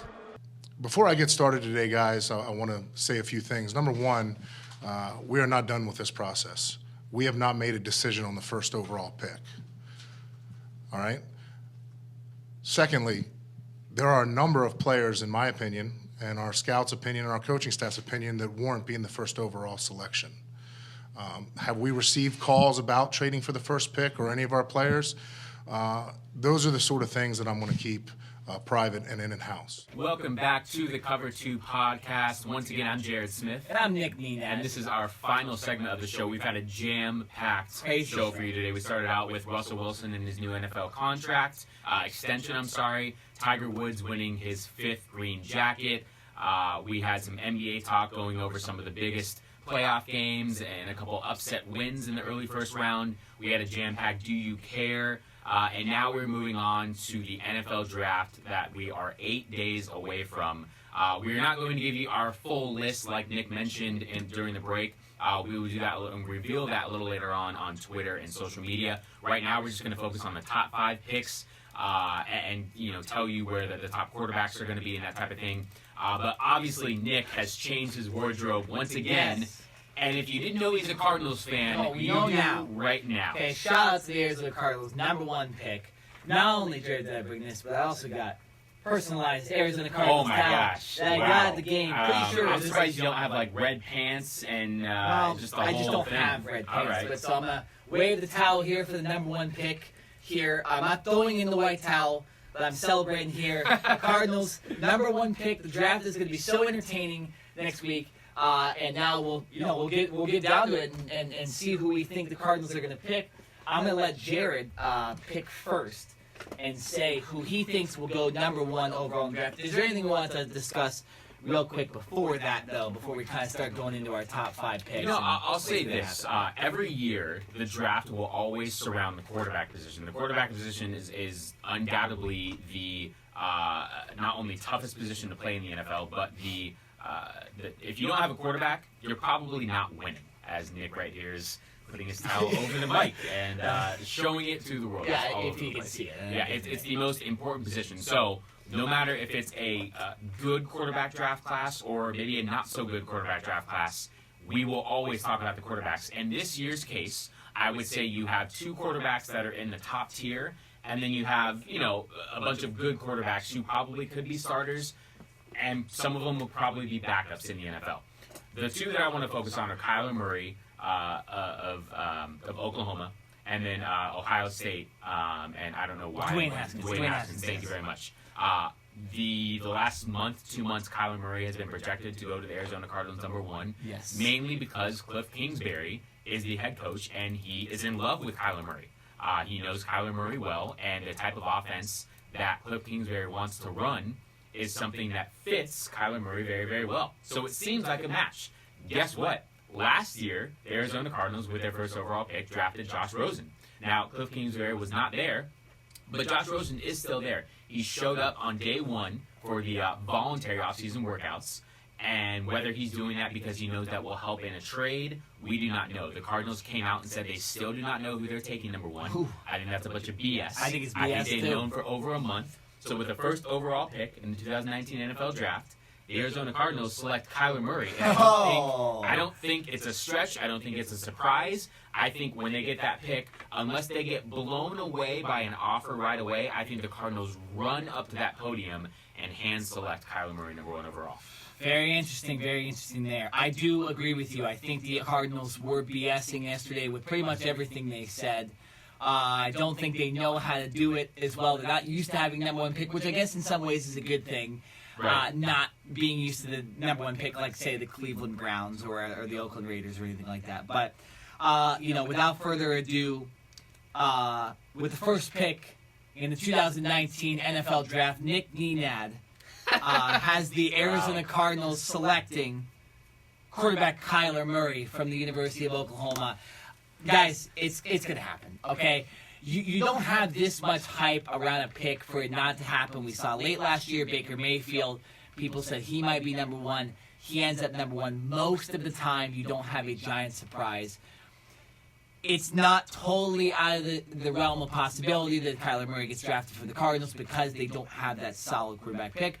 I also don't think it necessarily means they trade away Josh Rosen right away either. They might have a little competition, something like that too. But I think no matter what, they draft Kyler Murray, whether it means they might trade him down the line later in this draft, which nobody's really talked about, whether they end up still trying to get a first-round pick for Josh Rosen, whatever. Nonetheless, though, I'm putting my money on it. I'm putting my money on the Cardinals drafting Kyler Murray, quarterback from the University of Oklahoma. All right. So Kyler Murray is instant day 1 starter? No. Well, it just depends on what happens. Because if they still have Josh Rosen, I think there's a legitimate conversation. And there's competition, excuse me. And there's, if Kyler Murray isn't ready for the NFL yet, and Josh Rosen is probably more ready, Josh Rosen gets to start, and then we see what happens. But number 1 pick again. I think you also look at the Baker Mayfield thing and say, why waste this time? Right. See, I have to look at the stats, and I don't know if this has ever happened where a team in back-to-back years has taken a quarterback with their first overall pick. Right? Probably not. Here's the thing. If you're the Cardinals and you're set on Kyler Murray, yes, you're not going to come out and reveal that right now, but you have to be talking with other teams about a trade for Josh Rosen, right? Yeah. You can't spend 2 back-to-back first-round draft picks on quarterbacks and have one be your starter and one be your backup. The Cardinals have way too many holes on their team to draft Kyler Murray and also keep Josh Rosen. Now, whether you can get a first-round pick for Josh Rosen, whether you more than likely, I think you can get a second-round pick and maybe another pick or another player. Yeah. But I think you have to get something in return for Josh Rosen and then go find a veteran backup. Mike, I'm just throwing out a random name, Mike Lennon or someone like that, right? Go find a veteran backup to where Kyler Murray can kind of learn. Well, they have Brett Hundley right now. I think he's a very serviceable who I like as well, yeah. And he's kind of another mobile guy as well. So I think if that is the direction that they're going, and they listen to Jared and Nick and draft Kyler Murray first overall, I think eventually the writing is on the wall for Josh Rosen. Now, whether he goes to the Redskins, I've heard that a lot, or another NFL needy team that needs a quarterback, I don't know that. But what I do know is you cannot, in my opinion, have both of those guys on this team. I think there'd be way too much turmoil, and I'm speaking from Josh Rosen. The personality that guy has, he had some issues in college at UCLA. He was pretty clean last year, but from a mentality standpoint, I think that would really ruin his psyche, knowing that he was the first overall pick last year. He had a horrible team, and he got his butt kicked almost every game. And the fact that you're not going to give him another opportunity and you're just going to bring in the golden boy and Kyle Murray and just say, okay, Josh Rosen, you're just going to take a back seat. I don't think that sits well with Josh Rosen. I don't think that's good for the locker room. And I think the best way to handle that would be to let him have a fresh start so that he can go and prove himself again. Yeah, no, it's I never wanted I always wanted the Cardinals to get pressed, but this has been a little too much for me. It's Cardinals Welcome to the Dallas Cowboys. Yeah. All day. I know exactly how it feels now. But yeah, it just seems like the writing's on the wall. And I hope if they do trade Josh Rosen, or when they trade Josh Rosen, they get a third-round pick or better for him. I think you can get a second easily. A first-round pick, And obviously that would be great because you think about this, Jared. Let's do hypotheticals here. We say Josh Rosen, they do get a second, late-round second, right, for him. You can trade those 2 seconds to maybe trade up for another first-round pick because they have the 33rd pick in the draft as well, the Cardinals. So they could get up into the first round again with 2 second-round picks, which is because they have they have some of the most draft picks in this draft as well. not, again, you trade Josh Rosen, you draft Kyler Murray, you can grab another superstar young player, and there's still a lot of talent. Like, when I was going through this top 5, I'm like, that guy's not in top 5, that guy's not. I'm like, wow, this is kind of crazy that there's so much talent. Maybe the Cardinals do want to figure out a way to trade up again. This is where, and I'm not saying the Cardinals don't, because they better be, but this is where they have to have all their ducks in order if they're going to do something like that, because that takes a lot. And that short time span of the 3-hour NFL draft to pull that off. To go draft Kyler Murray number 1, trade Josh Rosen at the same time. You're not trading Josh Rosen before the draft, because then you're just giving your hand away that you're going to take Kyler Murray. True. You want to hold on to you want to hold on to Josh Rosen as long as you can, so that you can get the most value for him. So you're going to have to trade him during the draft, right? And then you're going to have to make another trade with another team to take those 2 second-round picks to turn it into a first. I'm not saying it can't happen. They just have to have their ducks in order, because that's a lot of movements in a short amount of time. Yeah, Cardinals GM does like to make deals. He said that during that press conference yesterday. So, not absolutely out of the realm of possibility. Also, one of the reasons I at least am picking Kyler Murray, I heard, I don't know exactly what this means, but I'm interpreting this as the Cardinals taking Kyler Murray. He's not meeting with the Redskins. So I think the Cardinals might have already told him, hey, we're picking you number 1. There's a very good chance. I don't know if they told him that. That's how I'm interpreting it. Yeah, But so that's another reason why I finally just put the nail in. It was like, it's starting to look like there's some stuff going down now that's even turning toward Kyler Murray. The Redskins go, or Kyler Murray goes, you guys aren't going to have a chance. Trust me. You guys aren't going to be able to draft me. Because I think the Cardinals are, the Raiders are, whatever it is. So that's another reason why I picked Kyler Murray. All right, let's move on. Number 2. San Francisco 49ers. Another NFC West team. I'll go first. This one hurts that this is going to happen. But I think they're going to pick Kyler Murray number 1, the Cardinals. So number 2 is an easy one. San Francisco 49ers draft edge rusher Nick Bosa and creates one of the most dangerous defensive lines, not only in the NFC West, not only in the NFC, but in the entire NFL. Wow. Nick Bosa, I'm looking at the 49ers roster right now. D Ford, who they just traded for. Eric Armstead, Solomon Thomas, who was a 2 years ago first round draft. I don't need to hear the rest of it. DeForest Buckner. Are you going? No? Should I stop? No, it's fine. You can stop. They also got Quan Alexander, a really good middle linebacker. I mean, listen, this 49ers defense. Still no running backs or wide receivers. Right, at least from the defensive standpoint, from their front 7, could look a lot better come draft day next Thursday. I agree with you that the 49ers, with their first pick, will take a defensive player. I don't think it's Nick Bosa. No way. Listen, they have Eric Armstead and D Ford on the outside, right? Wow. So it's not to say that they can't draft another edge rusher, because you can't. In today's NFL, you can't have enough. I think they take Quinnen Williams, the defensive tackle out of Alabama. Okay. I think he is. Listen, it can't be understated what pressure from up the middle can do to a quarterback. I don't care if you're Tom Brady, Aaron Rodgers, Russell Wilson, Lamar Jackson, a scrambler. If a quarterback gets pressure up the middle in their face, then you have to scramble out of the pocket, and it throws the entire play off. If quarterbacks get pressure from the outside, they're still able to step up in the pocket and still see the field. So Quinnen Williams, to me, is a Warren Sapp type of player. And I'm not saying he's Aaron Donald, but he seems to be pretty close to that. Yeah. He's huge, he's quick, and the penetration that he gets from the middle disrupts the quarterback play. So the fact that the 49ers already have D Ford, already have Eric Armstead, I think if you add a rush guy with those 2 outside guys, I think that's even more scary than having a Nick Bosa. Then you hope Solomon Thomas. I don't think that the 49ers can go wrong, because they basically have their pick of the litter. No, both these picks in this case would be very solid picks, and even picking a guy like Josh Allen wouldn't be 100%. I'm just saying, because they already have some edge guys, to get another guy in the middle to pair with Solomon Thomas, who's more of just a run stuffer, not necessarily. That'd be nasty. I think that's even more beneficial to this 49ers team. So I agree with you on the defensive side of the ball, but I'm just going to go Quinnen Williams as opposed to Nick Bosa. Okay, so you're going to get first pick here with the Jets. Who do the Jets pick at number 3? The Jets take Nick Bosa. Okay. That's where Nick Bosa is not going past 5. Okay. Now a lot of people are going to sit here and say, well, if Nick's last name wasn't Bosa, would he still be a top 5 pick? Get out of here with that crap. Okay.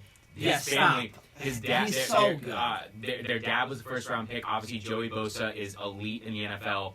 Nick Bosa is great. Now everyone's saying, well, they're not super fast. They ran like 4.85s or something. Well, guess what? They're not receivers or cornerbacks. they're edge rushers, and it's not about having a 4.40, right? You have to have quickness, you have to have athleticism, you obviously have to have strength and power, and Nick Bosa has all of those traits. I think he's a little bit shorter and maybe not as long of a reach as Joey Bosa, as his brother of the Chargers, but I think Nick Bosa, with the tools that he has in his arsenal already, and the fact that he's only going to get a little bit bigger going into his second and third year in the NFL, I think the Jets, you pair him with Leonard Williams in the middle, right? They've got Darren Lee, they've got Jamal Adams. Nasty. I think that defense just gets even better. Well, they got some free agents, too. And then they did, they got C.J. Mosley, middle linebacker. Yeah. So that defense, you add Nick Bosa, an edge rusher, to that, a guy that can get to Tom Brady. You're playing Tom Brady twice a year. I think you have to have a star edge rusher, and I think that's where Nick Bosa goes. Yeah, so with the Jets, here's an interesting thing I'm doing with this. So I think they pick Quinnen Williams. Okay. So we're going back and forth. Exactly. It's kind of the same thing. I just think, I think 49ers will go with best player possible. Then Jets fall with Quinnen Williams. Unless, and here's where a hypothetical comes in, two defenders go with the first two picks. So let's say the Cardinals do draft Nick Bosa, the 49ers go with Quinnen Williams. Then I think the Jets actually trade this pick back, knowing that they'll get another defender. Okay. Then I would see the Giants trading up with him. New York pick, Giants picking Dwayne Haskins with the number 3 pick. So if there's two defenders that go 1-2, Jets trade it back to the New York Giants at number 3. If not, like I'm projecting right now, Quinnen Williams at number 3. Okay. I kind of like both of those scenarios. Yeah. In one, you're getting a stud interior pass rusher to pair with Leonard Williams, right? And Same those are thing. two right in the middle. Yeah. Worst case scenario, you trade back, you get another first round pick, maybe another pick as well, and you still get a star defender.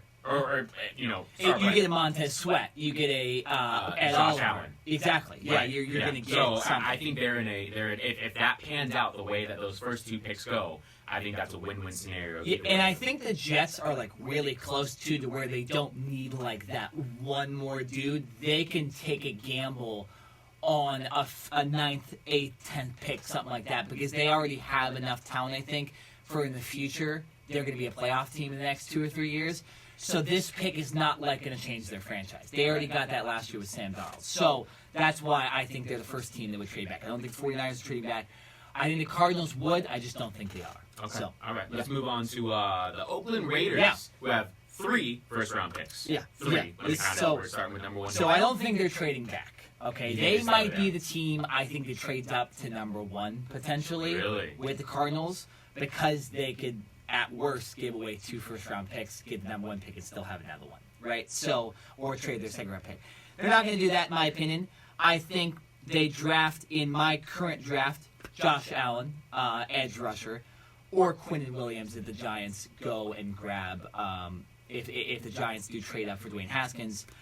So I'm going to go Josh Allen or Quinnen Williams with this pick. Yeah, so I actually have 2 picks for the Raiders as well. I'm kind of torn. I'm like 50-50. The Raiders stick at number 4 where they are. Yeah. Kyler Murray's off the board, right? My next best quarterback is Dwayne Haskins. Oh, okay. Listen, GM Mike Mayock and head coach John Gruden have come out on multiple occasions and said, they really like Derek Carr, but there's never been like a solidified Derek Carr is our 2019 NFL starter. They've just kind of been tiptoeing around that question to make it seem like Derek Carr is their guy. But in reality, I guarantee they've been looking at these other quarterbacks. John Gruden likes the prototypical big, he's not fast, but he's got the arm strength. He's got the mentality to do it, to play quarterback in the NFL. So I think Dwayne Haskins would be very hard to pass on if I'm the Raiders. If the Raiders feel that Derek Carr can be their guy, then I think they go Josh Allen as well. Yeah. He will not replace Khalil Mack. I don't think anyone will ever replace Khalil Mack. But looking at the Raiders roster right now, their 2 starting defensive ends are Josh Morrow, never heard of him, and Arden Key. Morrow was a like in and out starter for the Cardinals a couple of years. Okay. Never was really that. And Arden Key, I believe he came out of LSU. Top draft pick last year. Top draft pick, but He's 6'5", 238. As a defensive end, 6'5" is great because you have a long wingspan. 238, that's like a linebacker. You're not. But so they need another guy. So drafting Josh Allen. They definitely need another guy. So Josh Allen, I think coming off that edge, can be a nice starting piece to rebuild. Well, and also, so I have Josh Allen too, and I have Clay. So can you tell me, I just had them pick the best guy on the board. Who are their defensive tackles? I'm sure none of them are. Maurice Hurst, who has been who's not been healthy throughout his career. When he is healthy, he's a very disruptive defensive tackle. And Jonathan Hankins, who's a run-stuffing guy. Yeah, so Quinnen Williams would fit in there, and that pick does make sense too. Okay, so I think you're going first with this one? Yeah. So we're on to number 5, and the Tampa Bay Buccaneers. And just for everyone, a reminder again, we're only doing the top 5. Top 5, yeah, especially since and time. We're kind of running out of time a little bit. So the Buccaneers are kind of an interesting team, right? They get Bruce Arians, the former Arizona Cardinals head coach. And Todd Bowles, right? Right, and Todd Bowles. Bruce Arians basically comes out and says that our quarterback is going to be why am I blanking today? Jameis Winston, thank you. Jameis Winston, I forgot this morning too. So it's who says that he's going to play at a very high. He's going to play at like close to 250 pounds. What? Or like 200. It's either 225 or 2. He's going to play. He's going to play at a heavier weight than he has in the past. Why is this? I don't know if it's for injury concerns. Yes. I don't know if it's. I do not know why. But he's playing at a heavier weight, and so far Bruce Arians has come out and stood by his quarterback. So if I'm the Buccaneers, I'm not sold on Jameis Winston. I'm not giving Jameis Winston a long-term contract. Problem is, in our mock draft so far, our top 2 quarterbacks are gone, and I'm not reaching for a Daniel Jones or a Locke out of Missouri. I don't think any of those other quarterbacks left deserve to be picked in the top 10. So where do the Buccaneers go? So far, I have Ed Oliver on the table. They could go Jawan Taylor, offensive tackle. They definitely need O-line help. They can go Jonah Williams from Alabama, who's I think he's a surefire all-pro. He's a great player. Great player. I'm gonna go Ed Oliver. Right. I think they need more help on that defensive front. Here's the reason why I'm going defense. I think the first round of defensive group talent is elite, and then after that, there's a huge drop-off. I think you can get other offensive tackle talent and other offensive line talent later on in the draft, to whereas if you're looking for an elite edge rusher or elite defensive player, I think you have to grab them in the first round because there's a huge gap from that elite status to like good to worse going forward. So I think to take Ed Oliver, a guy who coming into the draft was going to be the number 1 overall pick before Kyler Murray came out and before Dwayne Haskins had a great year. So coming out of Houston, not too many great defensive players coming out of Houston, but he's proven that he is, and I think he can really help that Buccaneers team. Yeah. So this Tampa Bay Buccaneers one, I had no idea who they were going to pick. So I said, what that tells me is they can pick anybody, which means there could be a trade. So I have another trade in here. This one was this is what I'm predicting. I don't think Tampa Bay picks at 5 at all. I think the Washington Redskins trade up and pick Daniel Jones. Really? At number 5, yeah. Because Daniel Jones, to me, is more of a project, and the Redskins have Case Keenum. They have Colt McCoy as a backup. They have Alex Smith, hopefully, eventually coming back. That's what I'm saying. But so you have these veterans. You do have a solid quarterback. But if you can develop a younger guy below him, like the Chiefs did with Patrick Mahomes, I think that's best case scenario. Number 1, I don't think the Redskins need anybody like for sure in this draft. I think their main concern is quarterback, and they just do it right here in this draft. Redskins also could wait till next year too, but I just think they're going to see an opportunity to trade up to this 5th pick.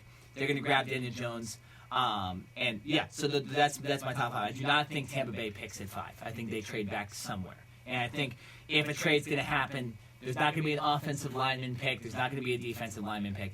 It's going to be a quarterback, and I think it's going to be Daniel Jones. Okay, that would be a huge surprise for me because I think that's a little rich for Daniel Jones. I've seen some of his game tape, and listen, coming out of Duke, right? Duke's not necessarily a football school. It's not. He led that team to a huge bowl win over Temple and kind of carried that team. But there's, just like with all quarterbacks, I've seen too much negative tape. Too many plays where he's forcing the ball into double and triple teams, thinking he has the arm strength, right? But he's almost like a gunslinger, like a Brett Favre, where he's like, I can throw this into anywhere and my guy's going to catch it.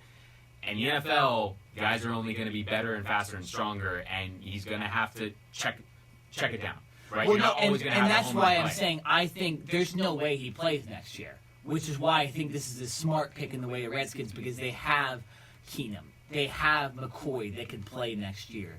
Not Alex Smith, but Alex Smith down the line could still come back. And then you have that guy, getting trained. He's never going to actually have to worry about getting thrown into the fire like a Josh Rosen has, like a Josh Allen has. Right. He's just going to have that time. So, yeah, that's what happens. So, we are going to go to 11:05 today.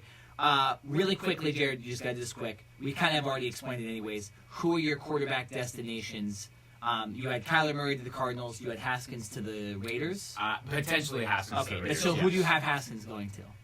If you had to pick a bet on it. You had to pick one team. Who is it? This is tough. If I really had to, I think the Raiders are going to stick with Derek Carr. Okay. So I'll lean that way. I'll say that the Raiders get. Who did I say that they get? Ed Oliver, I believe. No, I think you said Josh Allen. I think a team does trade up for Dwayne Haskins. I don't think, because here's the thing, the Giants. Actually, you know what? Here's the thing: the Giants at number 6 get Dwayne Haskins. Yeah. So I forgot that the Giants were at 6. I thought they were at 8 or 9. So the Giants actually don't have to trade up because the Buccaneers. I think Bruce Arians is going to stick with Jameis Winston. Therefore, they don't need to draft a quarterback at least in the first round.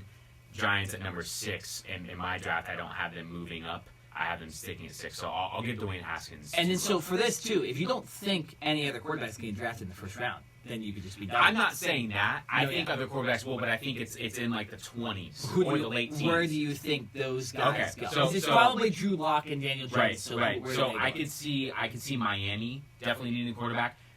The one of the biggest surprises. Miami definitely needs a quarterback. Watch out for this. I could see the Green Bay Packers.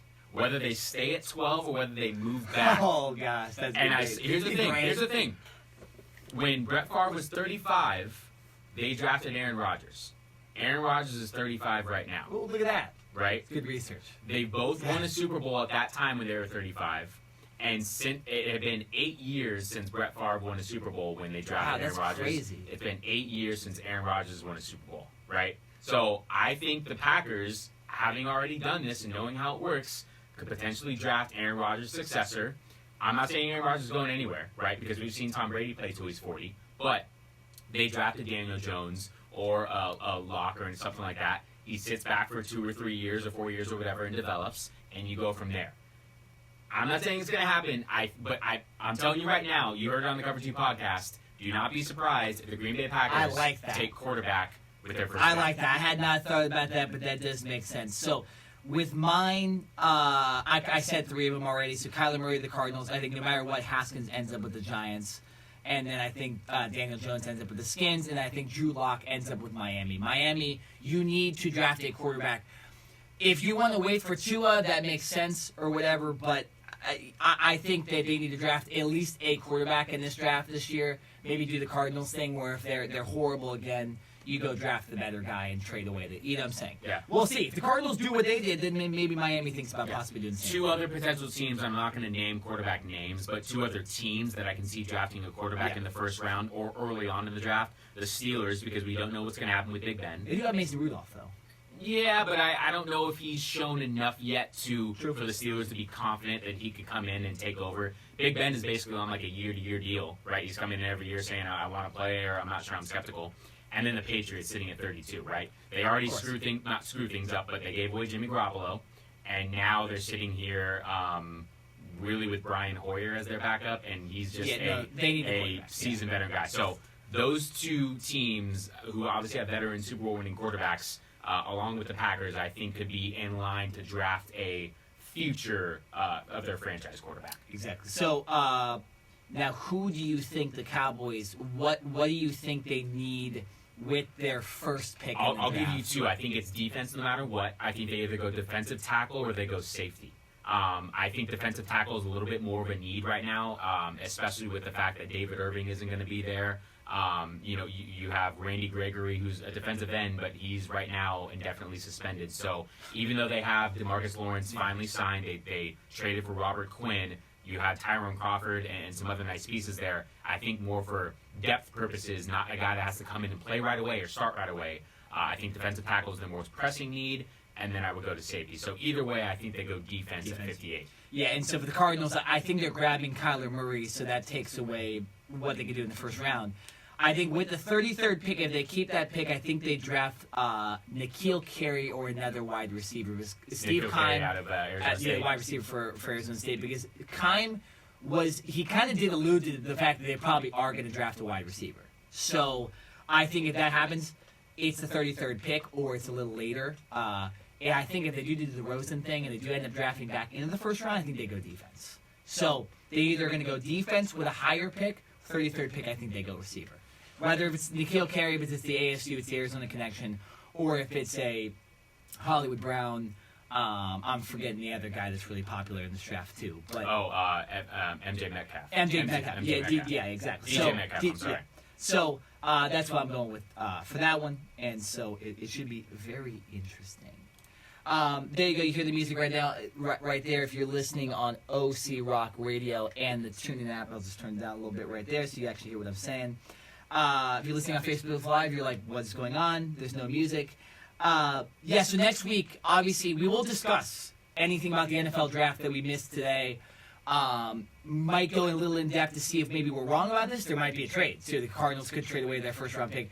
So we will fix up any problems with our picks. Next week, we'll also jump into more of the NBA playoffs, maybe more of the NHL playoffs, if there's stuff like that. And then, of course, it will be kind of an NFL draft heavy I thing. hate to burst everyone's bubble, and Nick is forgetting about this, but next week, we will actually not have a show on Wednesday. Oh, you're right, yes. I will be in New York for the week. Look at that. Two New York trips in 2 weeks. That's right. Nick was previously in New York, and I had already had a New York trip scheduled. That's right, yeah. So we will not have a show next Wednesday. We will potentially, like I said, put things up on Twitter and social media as far as the rest of our first round draft and how things will shake look up. out for that. But you will have to wait 2 weeks for the Cover 2 podcast to return. We will be then dissecting the entire NFL draft, the NBA playoffs, any NHL playoffs will be in at least the second round by then.